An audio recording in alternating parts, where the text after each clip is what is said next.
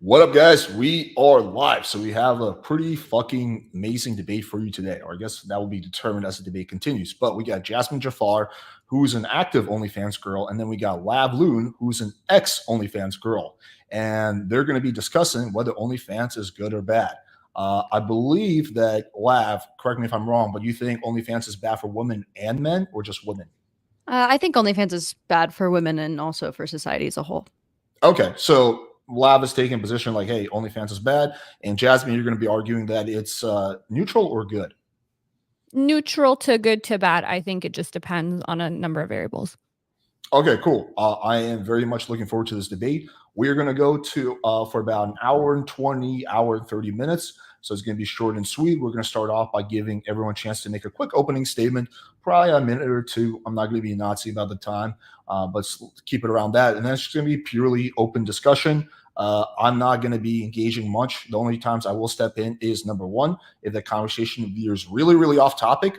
Number two, if someone's refusing to answer a question repeatedly. And number three, if someone's not given a chance to talk and there's like nonstop interruptions, a little bit of interrupting and spirited debate, I'm always cool with. But if it's like crazy to where the point where one person can't get a word in, then I will step in. Otherwise, you guys really won't hear from me much. I'm just going to be moderating. All right. So who should go first? You guys, any of you guys want to go first? I don't mind either way. She can go first if she wants. I'll go first. I'll be the man. I'll make the decision. Go ahead. No, but I am Leah, also known as LavLune, Leah Jane. I have a podcast called Bloodbath. I'm critical of the sexual revolution. I'm critical of sex work in general. I'm sort of moderate, liberal, and yeah, I do this stuff for fun. So here I am. And yeah, I don't, like I said, I think that OnlyFans is bad for women in a greater sense, also just for society. And by society, I mean like marriage mostly. Like I think that if we want to be in a productive society, a safe society, valuing things like, marriage and monogamy and bodies as a whole as something greater than just like a product that can be used in capitalism. I think that's ideal for the most amount of people. Where I do think that there are outliers of like disagreeable high IQ women that can compartmentalize sex work and obviously are doing it from a position of like privilege, like being white or rich or already famous, doing OnlyFans, obviously. That's going to be a little bit different, but vastly and generally, I believe that OnlyFans is a negative. Cool. All right, let's kick it off to Jazmen then. All right. First of all, thank you, Leah, for being here, and thank you, Alex, for hosting. I'm a little under the weather, so if I'm not my usual self, that's why. But yeah, I am an OnlyFans creator. I am also a lawyer, so I know that's a pretty rare combination. But I think one of the benefits of OnlyFans is that it's brought in a lot of women who, because of how lucrative the platform is, because of the freedom it allows us, the control it allows us, that it's attracted a lot of women that wouldn't have otherwise been attracted to more, I guess, unfavorable forms of sex work and forms of sex work that had more exploitation associated with it than I would say OnlyFans does. And I think that whether OnlyFans is good or bad for you depends on you, right? We are all different. And even though there may be some differences on average between the genders or, people in general, I think that there's still more intergroup variation than intergroup variation than intragroup variation. And I think that depending on your temperament and who you are, like for somebody like me, I very much love it. For someone like Leah, she didn't like it. And now she's out of it and I'm very happy for her. But I don't think we can have this one size fits all. There's not a job that everybody would 100% like, right? Like as a lawyer, I have some friends who love being a lawyer and they would hate being on OnlyFans. I'm the opposite. A lot of lawyers also have a lot of like mental health issues, higher rates of depression, suicide, etc. That doesn't mean being a lawyer is bad. It just means that it's bad for those people. I also don't think that OnlyFans has increased any like I don't think it's created any more of a society where men are now commodifying women in any way, like compared to the past. I don't think it has set women back in any way. And I think you can make the argument that for some, it's actually set women forward. So yeah, I guess that would be my overall position. Cool. All right. Now we're going to get into the open panel portion. So have at it, ladies. Sure. I think to start off, let me clarify that I loved having an OnlyFans when I did. And it was, I made way too much money for way too little work. It messed with my perception of workflow. It messed with my perception of work in general and what sort of money I could and should be making or whatever. Fast money comes, fast money goes, you know the saying. And I also loved OnlyFans because of the constant male attention I was getting. Which a lot of women like a lot. But is that necessarily good for us? I mean, it's potentially neutral, potentially very bad for us, especially if you're someone who wants to settle down in a monogamous relationship. That does a lot of stuff. It changes your brain chemistry, especially when you go into sex work very young. Also, you know, we see. I just don't know. When you say that it hasn't set us back in anywhere, that sex work hasn't contributed to the collapse of society even a little bit, I mean, it's hard for me to even understand where you're coming from because in a world where we commodify, so I mean, this is late stage capitalism at its finest. The idea that we can sell our body as a product, and I think that the implications of that are very negative because if our bodies are a product, then rape is a potential property crime, and obviously, like that doesn't bode well for society in general. Yeah. So I would say that, like, when you're talking about like monogamous relationships, for example, I think that you should find someone who shares your values. And I am not one that, like, you know, if a 19-year-old off the street is like, hey, I want to do this, and this is what this is, and like, you know, I'd be like, hey, these are the potential consequences. I don't think it's for everybody. You have to make sure it aligns with your values, your moral framework, etc. But I don't think a society that forces people to all live one way or all seek out these long-term monogamous relationships, which we're not even good at as a species, that it's we like lifelong monogamy, we're really bad at. We're really good at serial monogamy. And there are a ton of people who don't have an issue with sex work. I think I have a unique experience because I come from like a high level of academia. And I always like had a lot of privilege, and I was always around people of like higher socioeconomic status or people who really excelled in academia. And in that segment of society, things like sex work are becoming more accepted. I've been like really welcomed, and a lot of people give me praise for this. The like, you know, red pill or like incel world, and they're like, you're a fucking whore. You don't see that in that segment of society. So that could just be my experience. I also would say that, like, you know, sex work is the oldest profession in the book. So you know, it might be cool to envision a world where this didn't exist, but it always has existed. I don't think there's been any other time where women had it better than they do now. And I don't think there's any other time as it pertains to sex work where women had more flexibility with it than they do now with platforms like OnlyFans. So I don't think that OnlyFans has made anything worse for women. Or especially not made anything worse for sex workers. I think it's made things a lot better for sex workers in that way. And I think that, you know, the sexual revolution and the being more cognizant of something like consent happened at the same time for a reason. It wasn't just an accident. It wasn't just that everybody malfunctioned in their thinking, because the experience that we're trying to kind of protect is that women having the autonomy and the ability to make decisions for themselves. So, and when someone comes in and takes that from you, like rape, that's why we've had the Me Too movement and we've outlawed things like marital rape since the 90s, because we're trying to protect that experience of like, you get to choose what you want to do with your body. Because we all know when you have a choice that, you know, we all know that having sex or expressing your sexuality in a way that you want to is a very positive experience, versus doing it in a way you don't want to, or having somebody abuse you or rape you is obviously not that. So I don't think that those two things happened at the same time accidentally. I think that was a crucial part of the sexual revolution.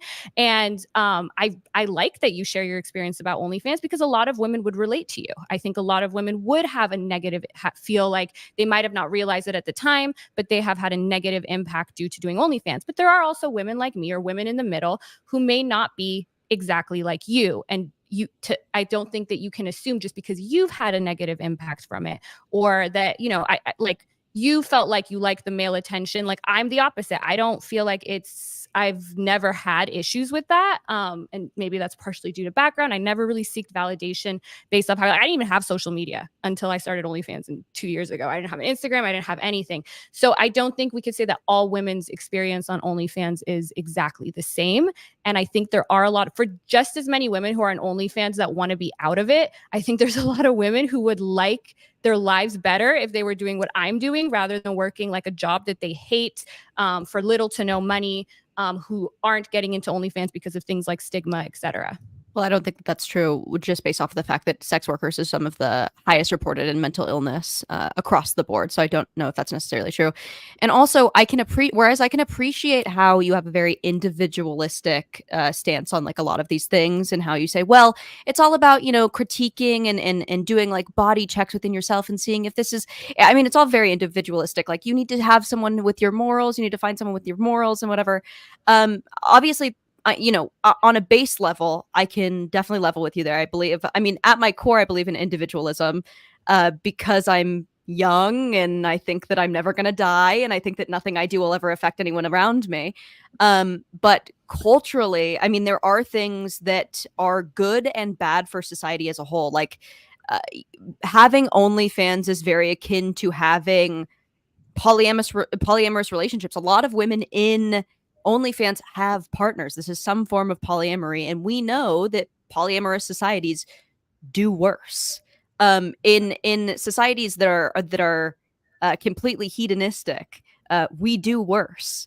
So, even coming from like a secular stance, where I just want I want to live in a society that's safe and equal to women and men. I don't think that you can make the argument that OnlyFans is a net good for this. Another thing is actually, I completely forgot what I was going to say. No worries. I would say, okay, so another fact about me, my parents are immigrants from Iran. And I've traveled a lot, and I very much I feel so grateful to live in an individualistic society that values individual rights as opposed to sociocentric societies that quash those rights. And I'm not saying that Iran is like the only example of a sociocentric society, but I do believe very much in individual choice and individual rights rather than imposing any one form of relationship or job or what's the right way or even a moral framework onto everybody. I don't know where. So you're willing to live in a society that is on the verge of collapse, or that is not like safe or potentially. Do you think that the West or places where like sex work, like I would say Western countries, do you think there are worse places to live than countries that are, I guess, less? No, but part of why the West is such a beautiful place to live is because we've had social norms based around Christian secular values, like being against sex work and being against polyamory, and that's why those were the building blocks of why our country is so great, is because we are a mostly monogamous society with values, not imposed legislatively, obviously, but socially conditioned. And I am a firm believer that even social condition is very impactful. I mean, if you look at like the happiest countries or the countries where people report being the happiest, that have the least amount of issues, least amount of like everything, you're going to find like European countries, Nordic countries. You're going to find places like the US where you're allowed to be quote unquote hedonistic, as opposed to cultures that see the individual as just a member of society and that your individual rights or your individual feelings don't matter. So like something like women and what women want to do or what women are meant to do, right? There's something called sociosexuality, right? And while it may be on average that males have a more unrestricted sociosexual orientation than women do, there is a lot of variation. So I don't know, let's say it's 10% of women, or let's say it's 20% of women, or let's say it's 20% of people that do want like a polyamorous relationship. There are some people who do lean that way, right? It's part of who they are. I don't think that having a society where we don't allow that or don't accept that or stigmatize that is really going to be better for anybody. I think the stigma and the enforcement of these norms, and I know you're not somebody who's like shaming women that do this or anything, but the stigma hurts the women that are in it that we don't want in it because they don't have another choice, but it just hurts everybody. Well, there are no solutions, only trade-offs. So for a society that is safe and healthy and happy, I would take a couple of OnlyFans girls that are unhappy because they're being shamed for their work. Personally, I'd rather live in a society that is protective of the nuclear family than protective of an OnlyFans girl. I mean, why not have a society that's just protective of people making their individual choices? Like, what am because I that's not realistic. Well, no, because no, individualism isn't realistic. Right it's now. just not. It's what we're doing. Well, this is exactly what we're doing. Like, what am I doing? And more women are reporting being unhappy than ever before. We have horrible birth rates. Our marriage rates are suffering. I mean, there's so much going on that like you can point to that is like, oh, we are on the bridge of a big. You don't know that that's why. Just because A and B it doesn't mean that A caused B, right? It could be a multitude of other things. Sure, it could be multiple. It could be a multitude of things. But we see that in any other society where necessarily this like, if exists. You look at like Syria and like Iran, they have very low rates of mental illness. That's because they don't take mental illness seriously, right? This is something that's recently been a thing where you can just go to the doctor and say, I'm depressed, like TikTok culture. I don't necessarily know if the quality of life nowadays for women, I would argue that it's not worse than in any other time at all. I don't know what other time you would have rather lived in as opposed to now where you think it would have been better for us. I don't know exactly what like a woman like me who's choosing to live my life and do OnlyFans, how I'm affecting your ability to go live a trad monogamous life. I think we are different. We're temperamentally different. Or whatever, you know, just monogamous, just typical. Yeah, just typical. Okay, well, or to live a typical life, right? Yeah. So I don't think that I'm impeding on your ability to do that. But if you're not impeding on my ability to do it. But what happens when we normalize OnlyFans and when we normalize hedonistic pursuit, that does start to affect society as a whole. Even the individual can affect society as a whole. So in what ways has the proliferation of OnlyFans worsened society? Can you give me any outcomes? Or even porn, right? Porn became widely available in the late 90s, early 2000s. Abortion rates are down 41%. Crime is down. Child abuse is actually down. Violence is down since the 90s. So I'm not saying not for sex. I don't know if you know this, but not for sex workers. So for sex workers, all of those things are still very, very high. They're still very, very high, but OnlyFans is safer. And I think that a part of the thing that's making it less safe, I would say what's making things less safe for sex workers is legislation like SESTA FOSTA or any type of legislation that affects the ability of sex workers to do their job in a safe way. That has been like when Trump passed that in 2018, we have the data now. It has not made things safer for sex workers. Sure. And so I don't think that legislation. I would never advocate. I don't know if I'm not saying you believe in the legislation. I would never advocate to get rid of OnlyFans. So do you believe that the government should come in and like, do you believe, are you talking about like a social, I don't even think that we could. Or do you believe in legal ramifications or like legal involvement? I mean, if I could snap my fingers and OnlyFans can be gone tomorrow, I would not, I mostly just wish that OnlyFans never existed. Like I obviously wish that we didn't have to commodify the female body in this way and sell it and create like a product out of it. Ultimately, I don't think that is good for women. I don't think that's good for families. I don't think that's good with how men view us. I think that there is a very clear reason why most of the sex trade is female, and it's because of male appetite. And I don't necessarily think that that's a positive thing to say that one sex is now in this role as the bot and one sex is in this position as the buyer. I don't think that that's good for an equal society. So like, you know, yeah, ideally I don't want drugs, but you know, people are addicted to drugs. And so maybe things like, okay, harm reduction. And I'm not saying that that's exactly like, you look at the impacts of like, okay, maybe we should have centers where people, so yeah, ideally we try to stop people from doing drugs. We should try to stop people from doing sex work. But like, you know what I mean? Like instead of, you can't have this utopia where like, okay, I wish it never existed. Well, it does exist, right? And men have always viewed women's bodies this way. I don't think that OnlyFans has made men view us any worse than they did in the 40s, 50s, 60s, pick your year. I don't think it's made anything worse. I would argue it's made things a little bit better in the sense that women now, especially while we're being more cognizant of things like boundaries, consent, autonomy, that women like me or like you in the past, which maybe you had a different experience than me, are able to dictate this on our own terms. Like for someone like me who came from a lot of privilege, had a very high level of education, had a really great six-figure job, and I still enjoy this.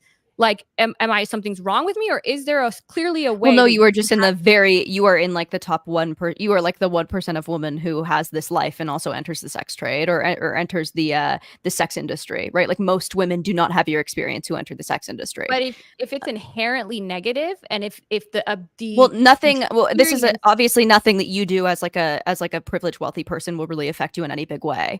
But you are creating. But you are when I was a lawyer, I didn't like it. My mental health was suffering. I hated sitting in an office and billing my time in 6-minute increments. Like, even though, sure, but that's a great example of the individualistic pain, not really like greater, like not having a greater effect on society. Whereas, like, even if you are enjoying your position in the sex industry, there are thousands of women who don't even I mean, most of who is on OnlyFans don't even make $100 a month, and they're still, and then now they have to deal with all. Now they have to deal with all negative. The average YouTuber makes either. You know, it's okay, but do you not realize that there's a difference? Wait, Lav, let her just finish her thought and then jump in. Wait, well, I was in the middle of talking. Yeah, she can go. Okay. I don't understand this idea that OnlyFans is the same thing as any content creation, because the negative effects for having an OnlyFans are far more vast than you just having like an unsuccessful YouTube account. Obviously, you still get all the social negative repercussions of being naked online. And I do think that's changing slowly but surely. Like, social attitudes shift significantly in a short period of time. Like, you know, there was a time where people said, oh, gay people shouldn't adopt kids because everyone's going to make fun of them, or, you know, whatever. And then depending on where you live and who you're around, we are in a culture war for a reason. And like, there's a lot of people who agree with you and there's a lot of people who agree with me. And I think we can have a society where not everybody is following one type of ideology.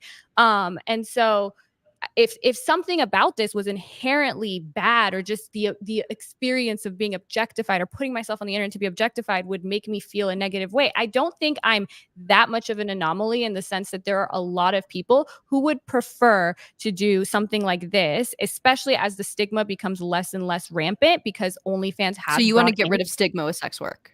Yeah, of course. So you believe that there's no moral repercussions to having sex be a product in capitalism? I think sex is always a product, and I don't think there's any negative moral issues with a woman choosing to put herself on the internet. Like, just because you allow other people to objectify. Okay, so if sex becomes a product in one facet of life, like on OnlyFans, it becomes a product in capitalism in general. And if you want to normalize sex work, then I think that the logical conclusion is normalizing money and sex as like a bartering system. So your boss asking you to then like get a blowjob, even at like a law firm, becomes like less serious just by virtue of like, oh well, sex work is work, so your boss can potentially ask this of you. How do you explain the fact that as sex work has become a little bit more accepted, that at the same time as that, your boss is now, it's less acceptable at the same time in our society for your boss to do that, right? That's what the whole Me Too movement was about. We have a lot of training in law firms now on how not to make women feel uncomfortable. Well, they're diametrically opposed. At the same time that we are respecting women's autonomy, and we are being more stigmatizing sex workers less and less. Is that just an accident, or is there something about? So I don't know where you have this idea that sex is not stigmatized, or that sex is not, like, there's not moral outcry about sex. It's becoming less and less stigmatized. If you look at the polling on people's views towards sex work, that's not true. I mean, it just isn't. Look this up. We can look this up about people's attitudes towards sex work are changing, especially if you compare it to, I think that people are realizing that they can make a lot of money off of it. So obviously, it's going to be like a positive in a capitalistic society. But sex has not changed being taboo. Like, sex will never not have any like moral underpinnings. So then why? Like, how can as sex? So like, it's become less like, right? We don't have a scarlet letter anymore for having casual sex in the way we did in the 16, 70s. You're never going to find a husband now if you do X. The reputational damage to women who are more promiscuous or choose to do sex work is, I'm telling you, it's still there, but it is less rampant. And if you look at the polling on social attitudes towards sex about women who do sex work, especially in the higher ranks like academia, media, etc., that really are downstream from or affect culture quite a bit, those attitudes have shifted. And at that same time, what has been actually worse? know. Because This has we only have happened in made the it. past 5 years. We That we have won't made actually it. know We the have made it repercussions more. Can I 10, finish? 15 We years from have now. made it more acceptable to do this kind of work. You are less stigmatized than in the past for doing this kind of work. And where are these horrible negative repercussions? Where is this society now that's normalized this, right? Or starting to normalize this? And what are we seeing that's happening that's so horrible compared to the past? That's what I I want would to know. just really quickly just throw some data into it because I was looking it up because it's an interesting proposition. So I looked at the Gallup poll. It looked at 20 years ago compared to 8 years ago. So it does seem that people's perception of sex-related stuff, like sex outside of marriage, single mothers, sex even amongst teenagers, every single one of the metrics, the stigma has been going down. More people find it acceptable. That's 20 years to 8 years ago. So just throwing that A out there. woman like me would have never done this, even, I mean, not, there wasn't even a platform to do it, Okay. but I was confident enough that, at least in academia, at least in this circle, I've had professors, people really are like, this is cool. There shouldn't be, you're not doing anything wrong, right? That's what our society is starting to realize. What are you doing wrong, Jazmen, by choosing to do this over being a lawyer, right? And people are starting to hop on board with that. And if I won't argue. your argument is true, then we should be seeing some type of negative impact on this. Like, what is that impact? Is it just that marriage rates have gone down? Is it just that, like, what exactly? Birth rates? Are you just really concerned about birth rates? Like, what is it that you All of it. think is so negative right now that's happening in society as this change is occurring? A ton. I mean, I won't argue with you that I believe that people are prioritizing things that they shouldn't prioritize. We see this permeate throughout all of culture right now, just through sheer narcissism, even on OnlyFans, or even on social media. I mean, not even on OnlyFans. But yeah, I think that, I mean, we see this all throughout society. I mean, OnlyFans is a symptom to a greater issue, which is like not being able to show restraint. You said something earlier where like you didn't think that humans were like naturally monogamous. I agree with you. But the cultures and the communities that do the best statistically are cultures that choose to be monogamous, even to the contrary of that. In Europe, where secularism is up, people are less religious, people are more accepting of polyamory, people in Sweden, even in the US, Canada, etc., are these people worse off than places that are more religious and more akin to enforcing even social monogamy, like, or socially, like, where are you seeing this? Where are all these more Western, modern, progressive societies how are they worse off? How are women in Norway and Sweden worse off than women in, let's say, a country people in Norway and Sweden are still getting married. I don't know where this idea is coming from. They're still obviously getting married. They're still engaging in monogamy. No, some of them, but it's more accepted in those cultures. Most of them. It's still most of them. If you choose not to be monogamous, you're in a polyamorous relationship. If you're a woman who has multiple boyfriends in Sweden, that's not the same as being a woman that has multiple boyfriends in Lebanon. These are different. These are very different. So, we see across the board that even communities. I mean, we see across the board that. Sorry, I have a couple things up.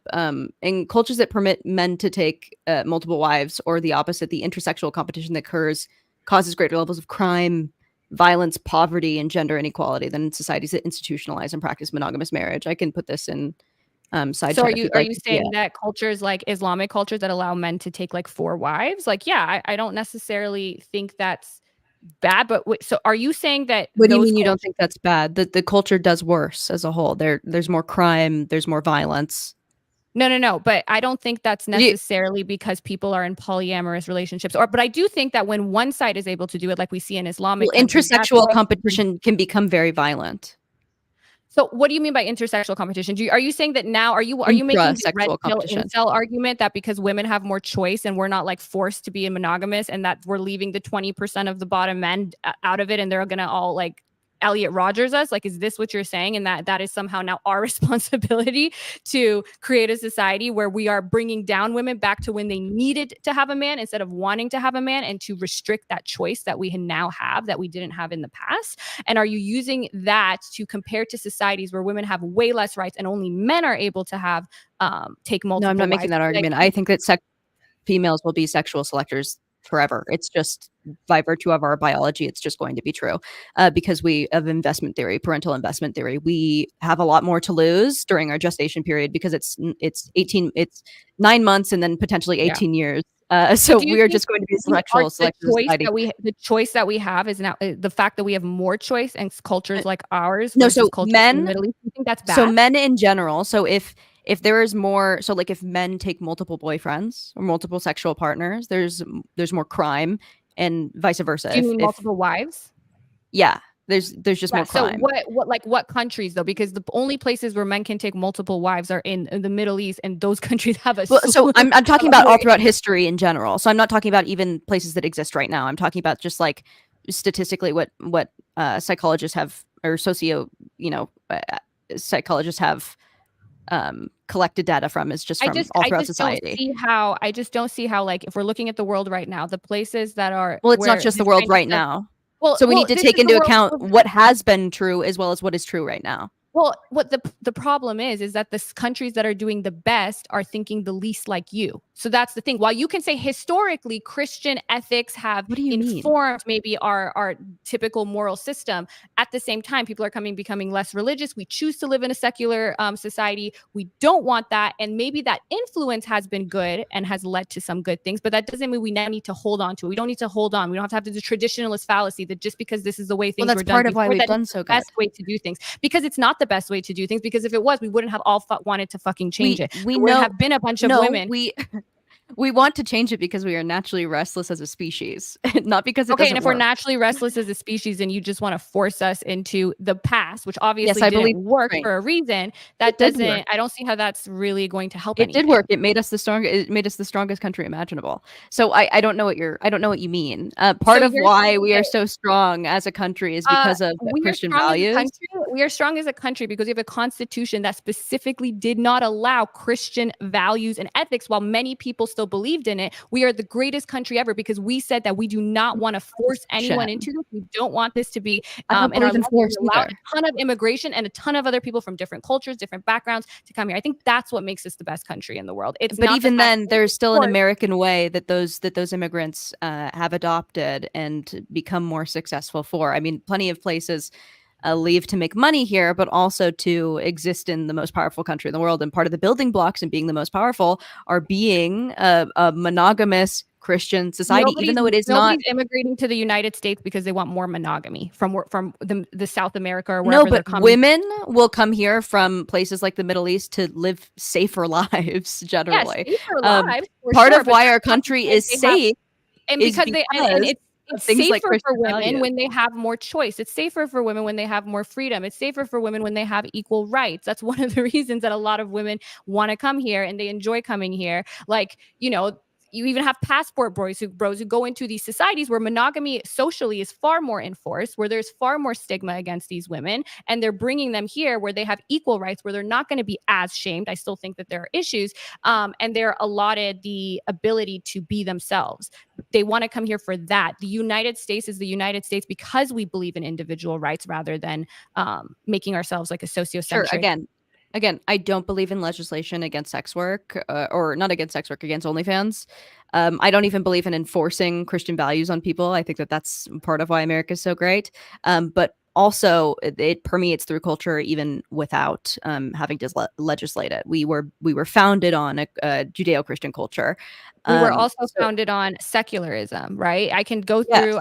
Christian secularism exists. No, but we wanted people who had different values to still be able to live here and live by those values, right? That is one of the greatest parts of our country. That's why we don't allow things like polygamy in America. That's why we don't allow a lot of laws in the court in America. Just because things were, and maybe we should, right? Just because we didn't, we allow things like marital rape in the past. We allow things like slavery in the past. It's not that there is obviously a cultural component to what our legislation is the way it is, and things like polygamy have not yet, the scale hasn't been tipped enough for enough people to agree with that, or to be able to examine their natural more disgust factor, whatever, when it comes to things like that. But at the same time, Alex just pointed out that we are becoming less and less stringent on things like casual sex, things like sex work, for instance. And I don't think that has made us any worse. And I don't think you could look at any country where that has become more stigmatized and say that those countries we are see doing that better women and men are deeply unhappy. We're seeing that people are becoming increasingly more upset with the dating pool, that they're having a harder time talking to the opposite sex, that they're having a hard time getting married. I don't know how you could see these things. That's the thing. That's also That's not true. A lot of people, most women want to get married. I can find, but less men and less don't want to get married. You're right. No, but in societies where women compared to the past want to get married, it's not the same. A lot of women in the past, before we were able to enter the workforce, we had to get married. We had to find a husband. This was the only way.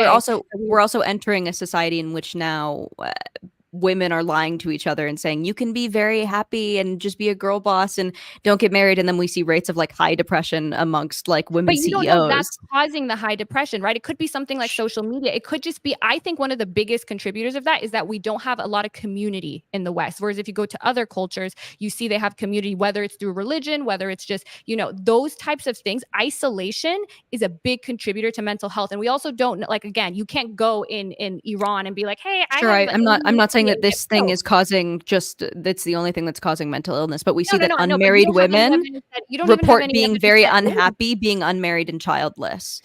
Even if you just look at evolutionary psychology, we can see that women naturally want to pair bond. They naturally want to be monogamous. I'm going to link this in the chat if Alex wants to pull it up. There's a huge study by the Institute of Family Studies and it's looking at a bunch of other data, a bunch of other studies. Children actually tend to make people, especially women, far less happy. So I'm not saying that you shouldn't have children. Yeah, I can link it. This is just not true. No, I mean, that's like women. So now you just, when the data doesn't, like, you can't just say something. I'd love to see this study because sure. If you can put it in the private chat, I will pull it up on the screen. Because I know scientists and psychologists all agree that women are the more naturally monogamous sex that find meaning in things like having children. All our evolution, all it cares about is our reproducing. It doesn't care about your happiness. It doesn't care about how your well-being. It just wants you to pop out as many children as possible. There's a reason that the people that I guess are more, there's a global conspiracy by Big Baby as many children. It's because while that may be our evolutionary purpose, I don't think living your life in alignment with solely your evolutionary purpose is the best way to be happy. I just sent the link in the private chat. If you could open it and even pull it up on the screen, because I think on the front it has like the bullet points that it found. I got you. Okay, give me one second. Older parents with minor children still at home are less happy than their empty nest contemporaries by about 5 or 6 percentage points. Okay, here we go. Nope, no mailing list. Okay, where do you want me to go? Both men and women report less. I mean, you could just. Sorry, I went on a different tab. Go to the top, like the very top, and you can even look at the highlights on the side. Now, you can go down and read the study, but like the second bullet point, both men and women report less personal happiness and less happy marriages when there are minor children around the house. This has been replicated a lot, and the gap is actually very wide. This is 50 to 70 years old. What? This is 50 to 70. So this is with it's not just 50 to 70 year olds. This is not just looking at 50 or 70 year olds. Go down, you can see different age groups. You can see that was just one of the highlights from it. This is all 50, 70 years old. Let's see. With minor children. Every single thing in this is 50. Wait, hold on. Let me look at this. Because if it is, I have like 10 of these. But let's see. Most of the studies have relied on data from a recent analysis of 22 countries by sociologist Jennifer Glass. Now nowhere is the parental happiness gap larger than the United States. American parents are notably less happy. So you're saying that these are just looking at 50 to 70-year-olds, and that's it? What it says. So yes, relatively few studies. All in this study. So no. Look, like if you go down to this relatively few studies have looked at children making older parents happy, but all the other studies are showing that it does make people less happy at all ages. Like, you could literally just look up, do children make you less? I'll send you like 5 more sources. So, okay, so relatively few studies have looked at whether children make older parents happy. One study, I do think, seems like Lav is right that it seems most of this is focused on 50 to 70. One study found no relationship between being an empty nest parent and happiness. Another study found no relationship for men, but more complex results for women that depend on whether mothers look have. go to the first paragraph. Look at the data on the 22 countries, because that's not just looking at, and that's linked in there. It's not just looking at older parents, and you can just look at the. Enduring findings social science and a recent analysis from data performed by sociologist James Glass puts America results nowhere as the parental happiness. Yeah, sorry. You want me to click on this? Yeah, like that link that it has where it has at the very beginning, or here I could just link it to you. Yep. Okay. There I am. Okay, so here's the abstract.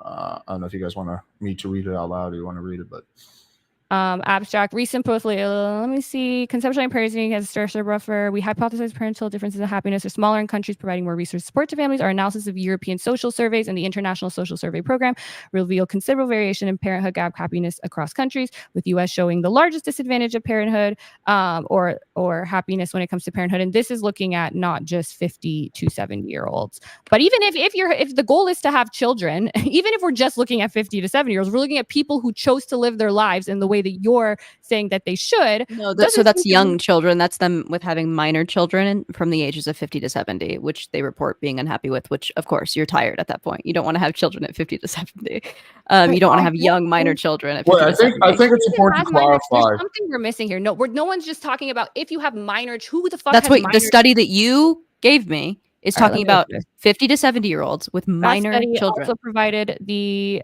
legally mandated state factors. I think one thing that's important to clarify. So 50 to 70 does not mean that's when they have the kid. That's what I'm saying. It's not when they don't have the kids at 50 or 70. I chose this age range. First of all, 90% of adults have had children by the age of 50. Virtually everyone who intends to become a parent has done so by then. Secondly, you can't really have a kid after 50. The majority of parents have also emptied the nest. Less than 40 Americans in this age group still have minor children at home. I capped the age at 70 to exclude adults who have entered.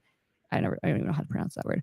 Relatively few studies looked at. Yeah, so this is the reason they picked that in this particular study, is because that would be a good age group to look at the impact. Because if you look at 20-year-olds, I mean, you don't know. And we also know that marriages are negatively impacted by having children. I can link that study as well. But if you look at the study the other one that they mentioned in the beginning, that's looking at 22 countries, and it's looking at just people who are parents versus non-parents, looking at different stages of parenthood. It seems like earlier. So you're right in that 18 to 29, they are happiest childless, but then almost immediately there's a steep unhappiness. Wait, so between 18 to 29, they're happier, but then between 50 and 70, they're also no.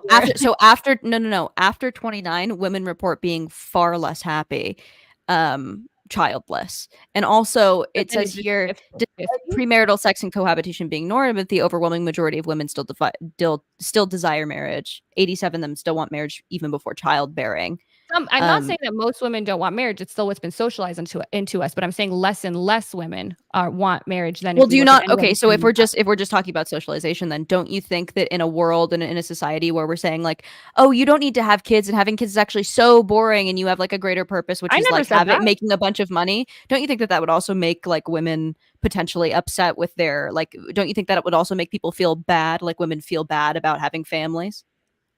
No, I don't. That is not the message I am pushing. I am not pushing. I am pushing the message that because for the longest time, it's only been a tiny blip in history, and especially in our culture, that we've started saying it's okay to not have kids.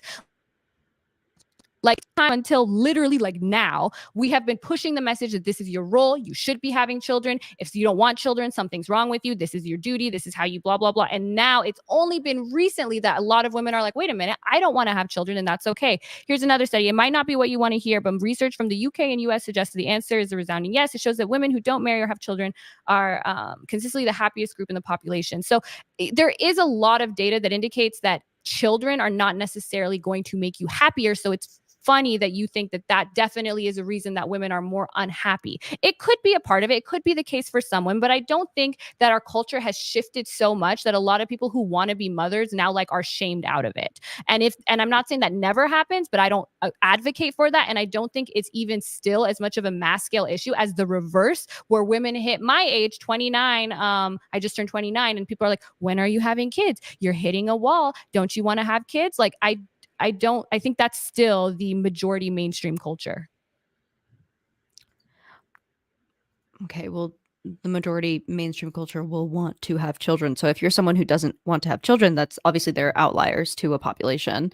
If there are plenty of women who don't ever want to have children, but that's not necessarily good for society, right? So like if we're not reproducing, that's actually very bad for us because cultures die that way.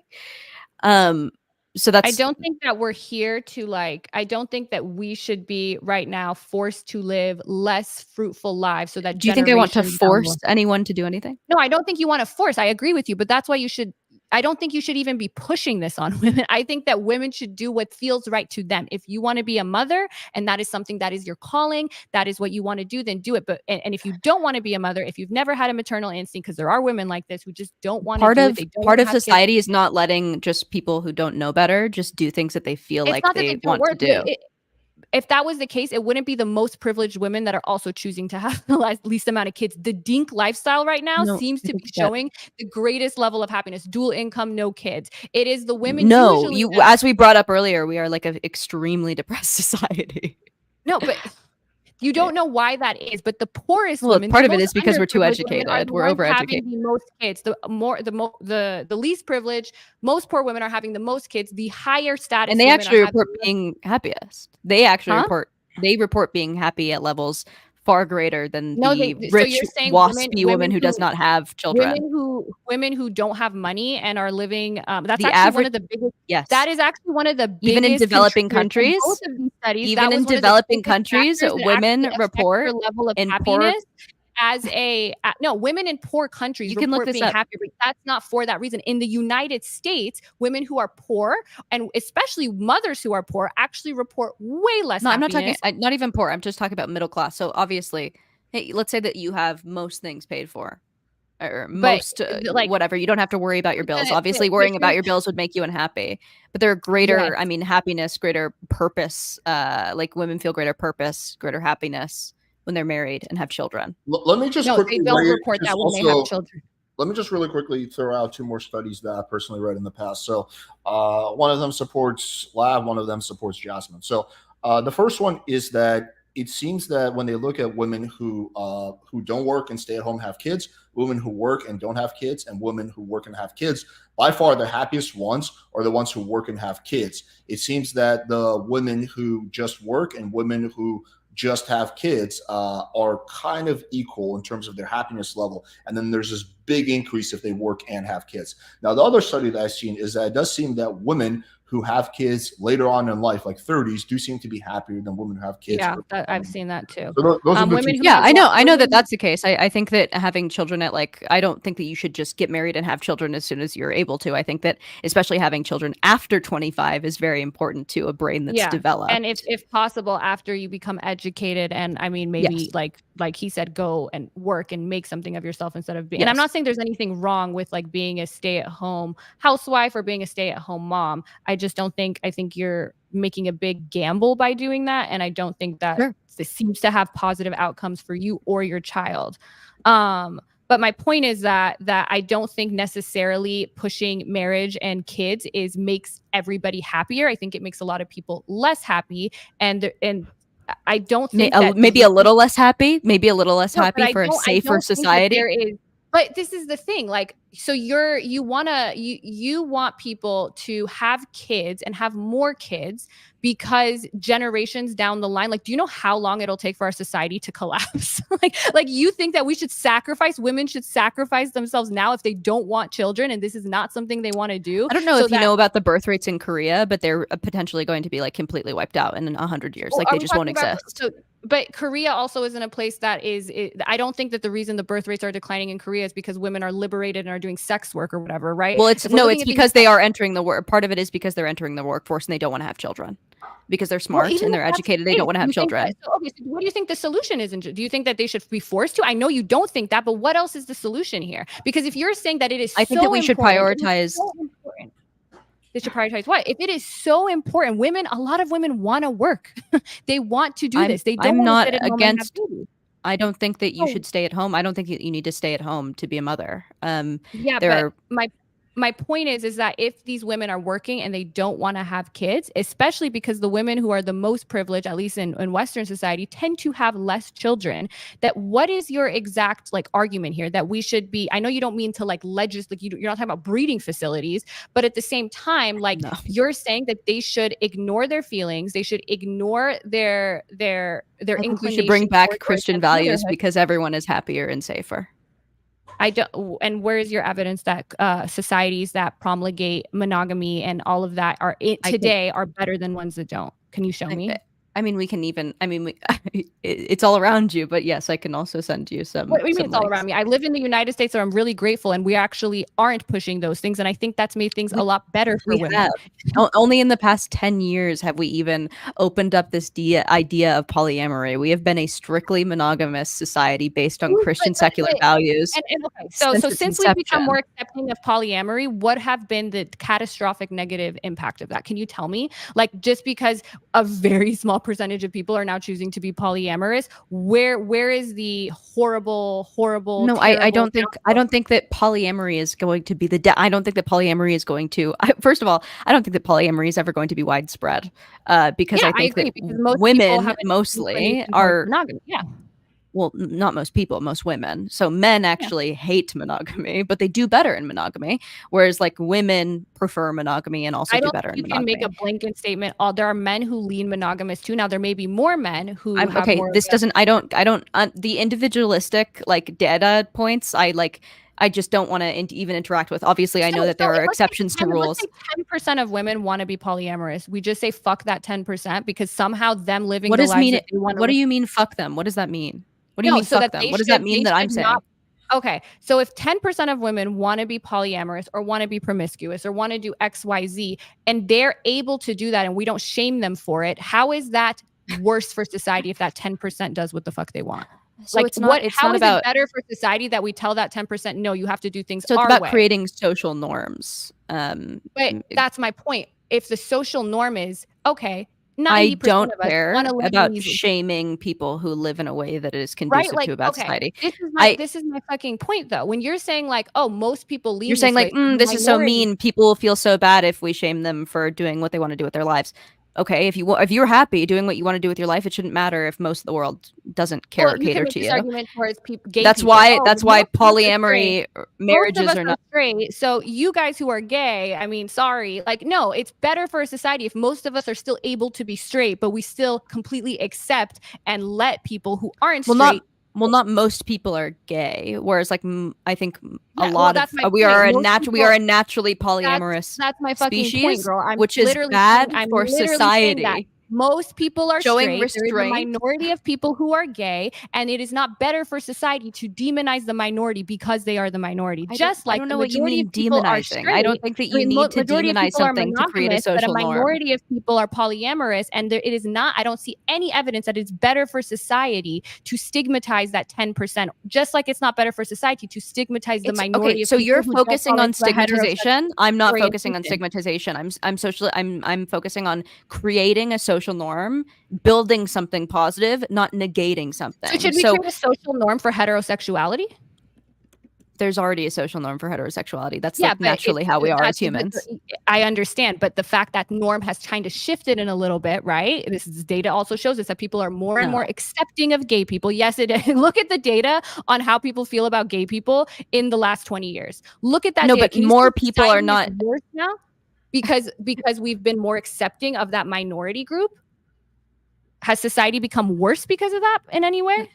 No, but I don't think that sexuality has the same implications as something like sex work and Well, if you're monogamy. talking about nuclear family and you're talking about marriage and blah blah blah blah blah, then Yes, I but would only say a that certain. We are hardwired as humans mostly to biologically reproduce with the opposite sex. and we're So I also don't. hardwired as humans mostly to be in to be attracted to the opposite gender so that we can reproduce. But there is a minority of people Yeah, who but don't there fall aren't into enough that gay category. people. There aren't enough gay people that they're going to ruin society There in aren't any enough way. polyamorous people that are going to destroy You're society right. either. You're right, So which is why I just why said do that I we don't think that polyamory will become widespread, but normalizing promiscuity and normalizing not getting normalizing being married, gay? normalizing having Normalizing, children. yeah.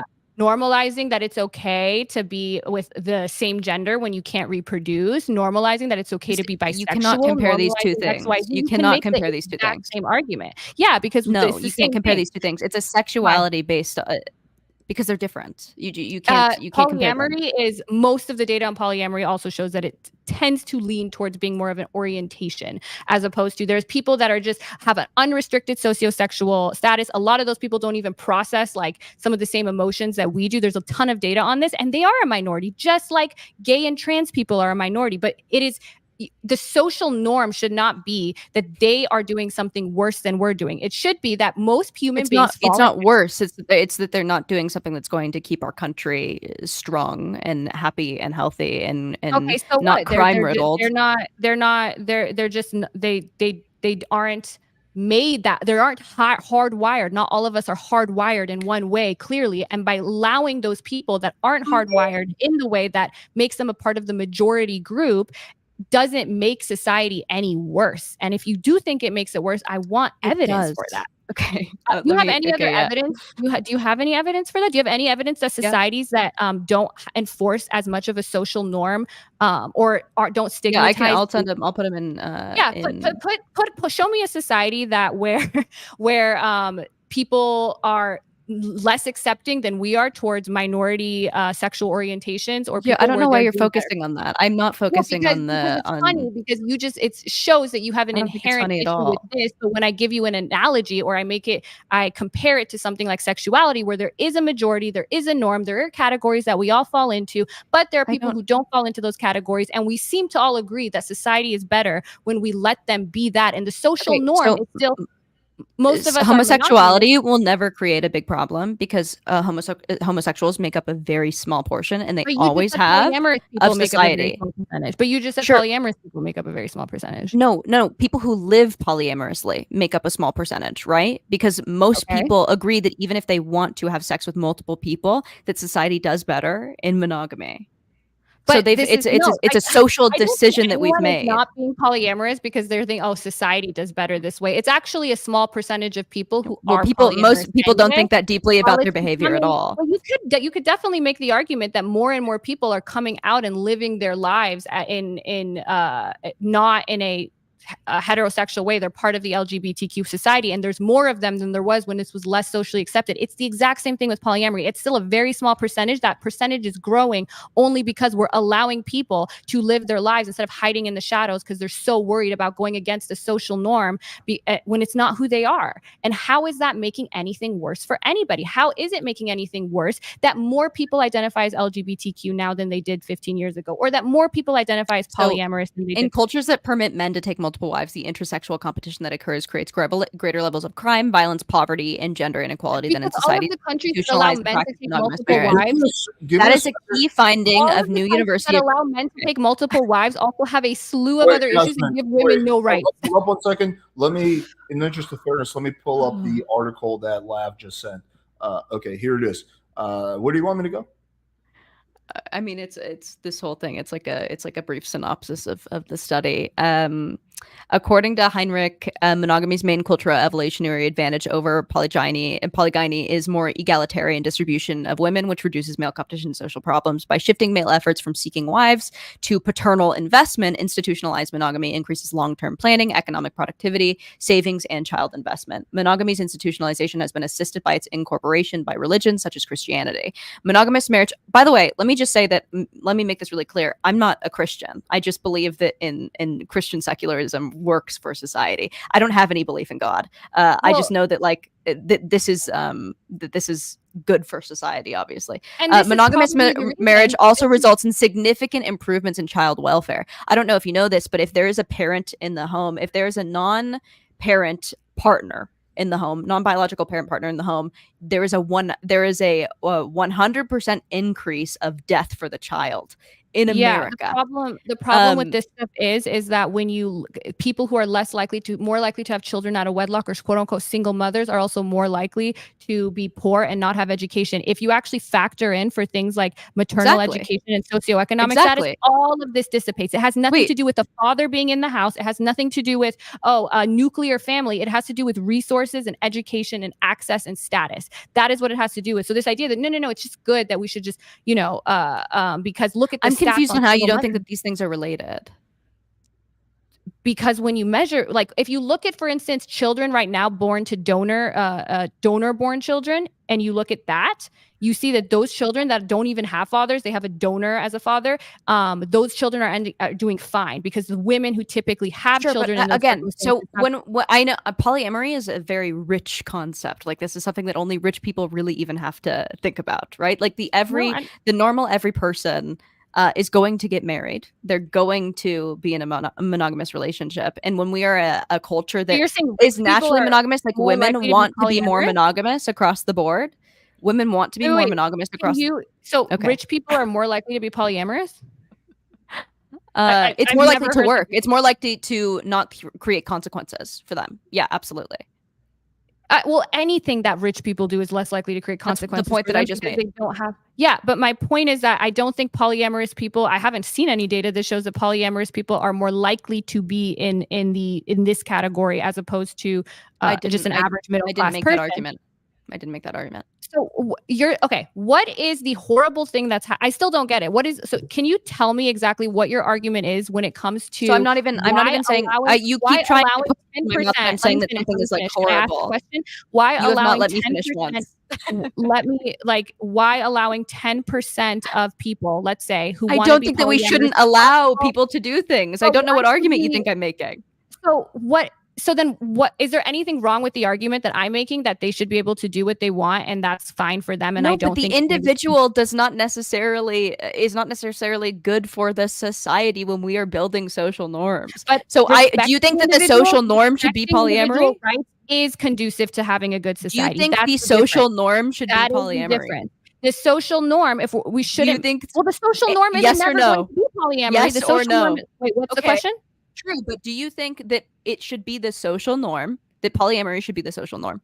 I think the social norm should be that you should follow the orientation that best works for you, whether that's polyamory or monogamy. No, that's not a social norm. Do you think if you had to choose monogamy over can literally be so you know the answer. You know the answer, which is why you're running from this question. It could literally be accepting people with different sexual orientations and expecting people who want to have relationships in different ways. Do me a favor. That's a social norm. If you were to prescribe polyamory or monogamy for general society, which one? When people are so different, that doesn't make fucking sense. Why make laws when people are so different? Why make laws? Some people are pedophiles. We don't make laws about this for a fucking reason, because we're not a fucking authoritarian country like where my parents are from, where they do enforce laws. The reason we don't put laws on people when it comes to stuff like this is because we know that's worse for society. I don't want to prescribe one way that everybody should live. No, it's not because it's worse. It's actually not worse for society. So different. Look at women like you and look at women like me. We should never on our liberties as Americans. It's not worse. You and I should never have the same, because we are completely different women, and nothing. I don't think that you're willing to engage in this conversation in like a healthy way. I feel like I'm engaging. You haven't even answered my question. I answered your question. You said which one would you prescribe? You're creating if you a false had dichotomy, though. Jazmen, if you had to choose, okay. So just even if I just put yourself in my head, everyone in a society being polyamorous, or it's like, I don't get your question. You're asking what I would prescribe. Like I've if made I'm it so clear. Children, if I'm in a university, if I'm teaching people, I would say, hey, this is what I would prescribe. I'm not even talking about in a university. I'm talking about even on the home level. Like if you have children and you're trying to mold your children's value system. I would never want any of my children. I would never tell them. Or let's say you're president. Let's say you're president. Want to do? I would never tell my children you should be straight if they don't want to be straight. That is not how I believe a society. Even though we know that that polyamory is worse for society based off of the evidence that I just showed, even if we know that it's worse for society, you would not prescribe. if your evidence is true, you're talking about countries like where the women have like no rights, and then men come in and they're able to take multiple wives. But when we look at today, when we look at this is an countries, easy when we look question. at countries that stigmatize polyamory less and allow people to be more polyamorous, like countries in Europe, like even the United States, like in Canada, these countries are not worse off for it in any way. The prescription that we should have on people is that, hey, even though most people Live fall and in let X live. category, no, I'm finished. Let me finish.